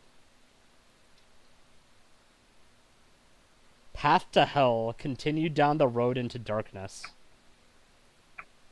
Alright, well. It's already pretty far. We can go further. No, she's fine. She's fine. She can get out. I mean, she if knows you the think way about back. it, she didn't I really think even using do a anything child wrong. murder is I don't one of think- the last stages of that. I don't know. Yeah, this is like how like many? if you think about it, Sadako was cursed, and like Rika protected her, so she Well, kind of I mean, deserved it. she's got a long way to go because Rika's already got her beat by like a lot. Okay, so listen. So in this like rural Japanese village, castle law applies. I am So she's glad. she's in the right for Rika.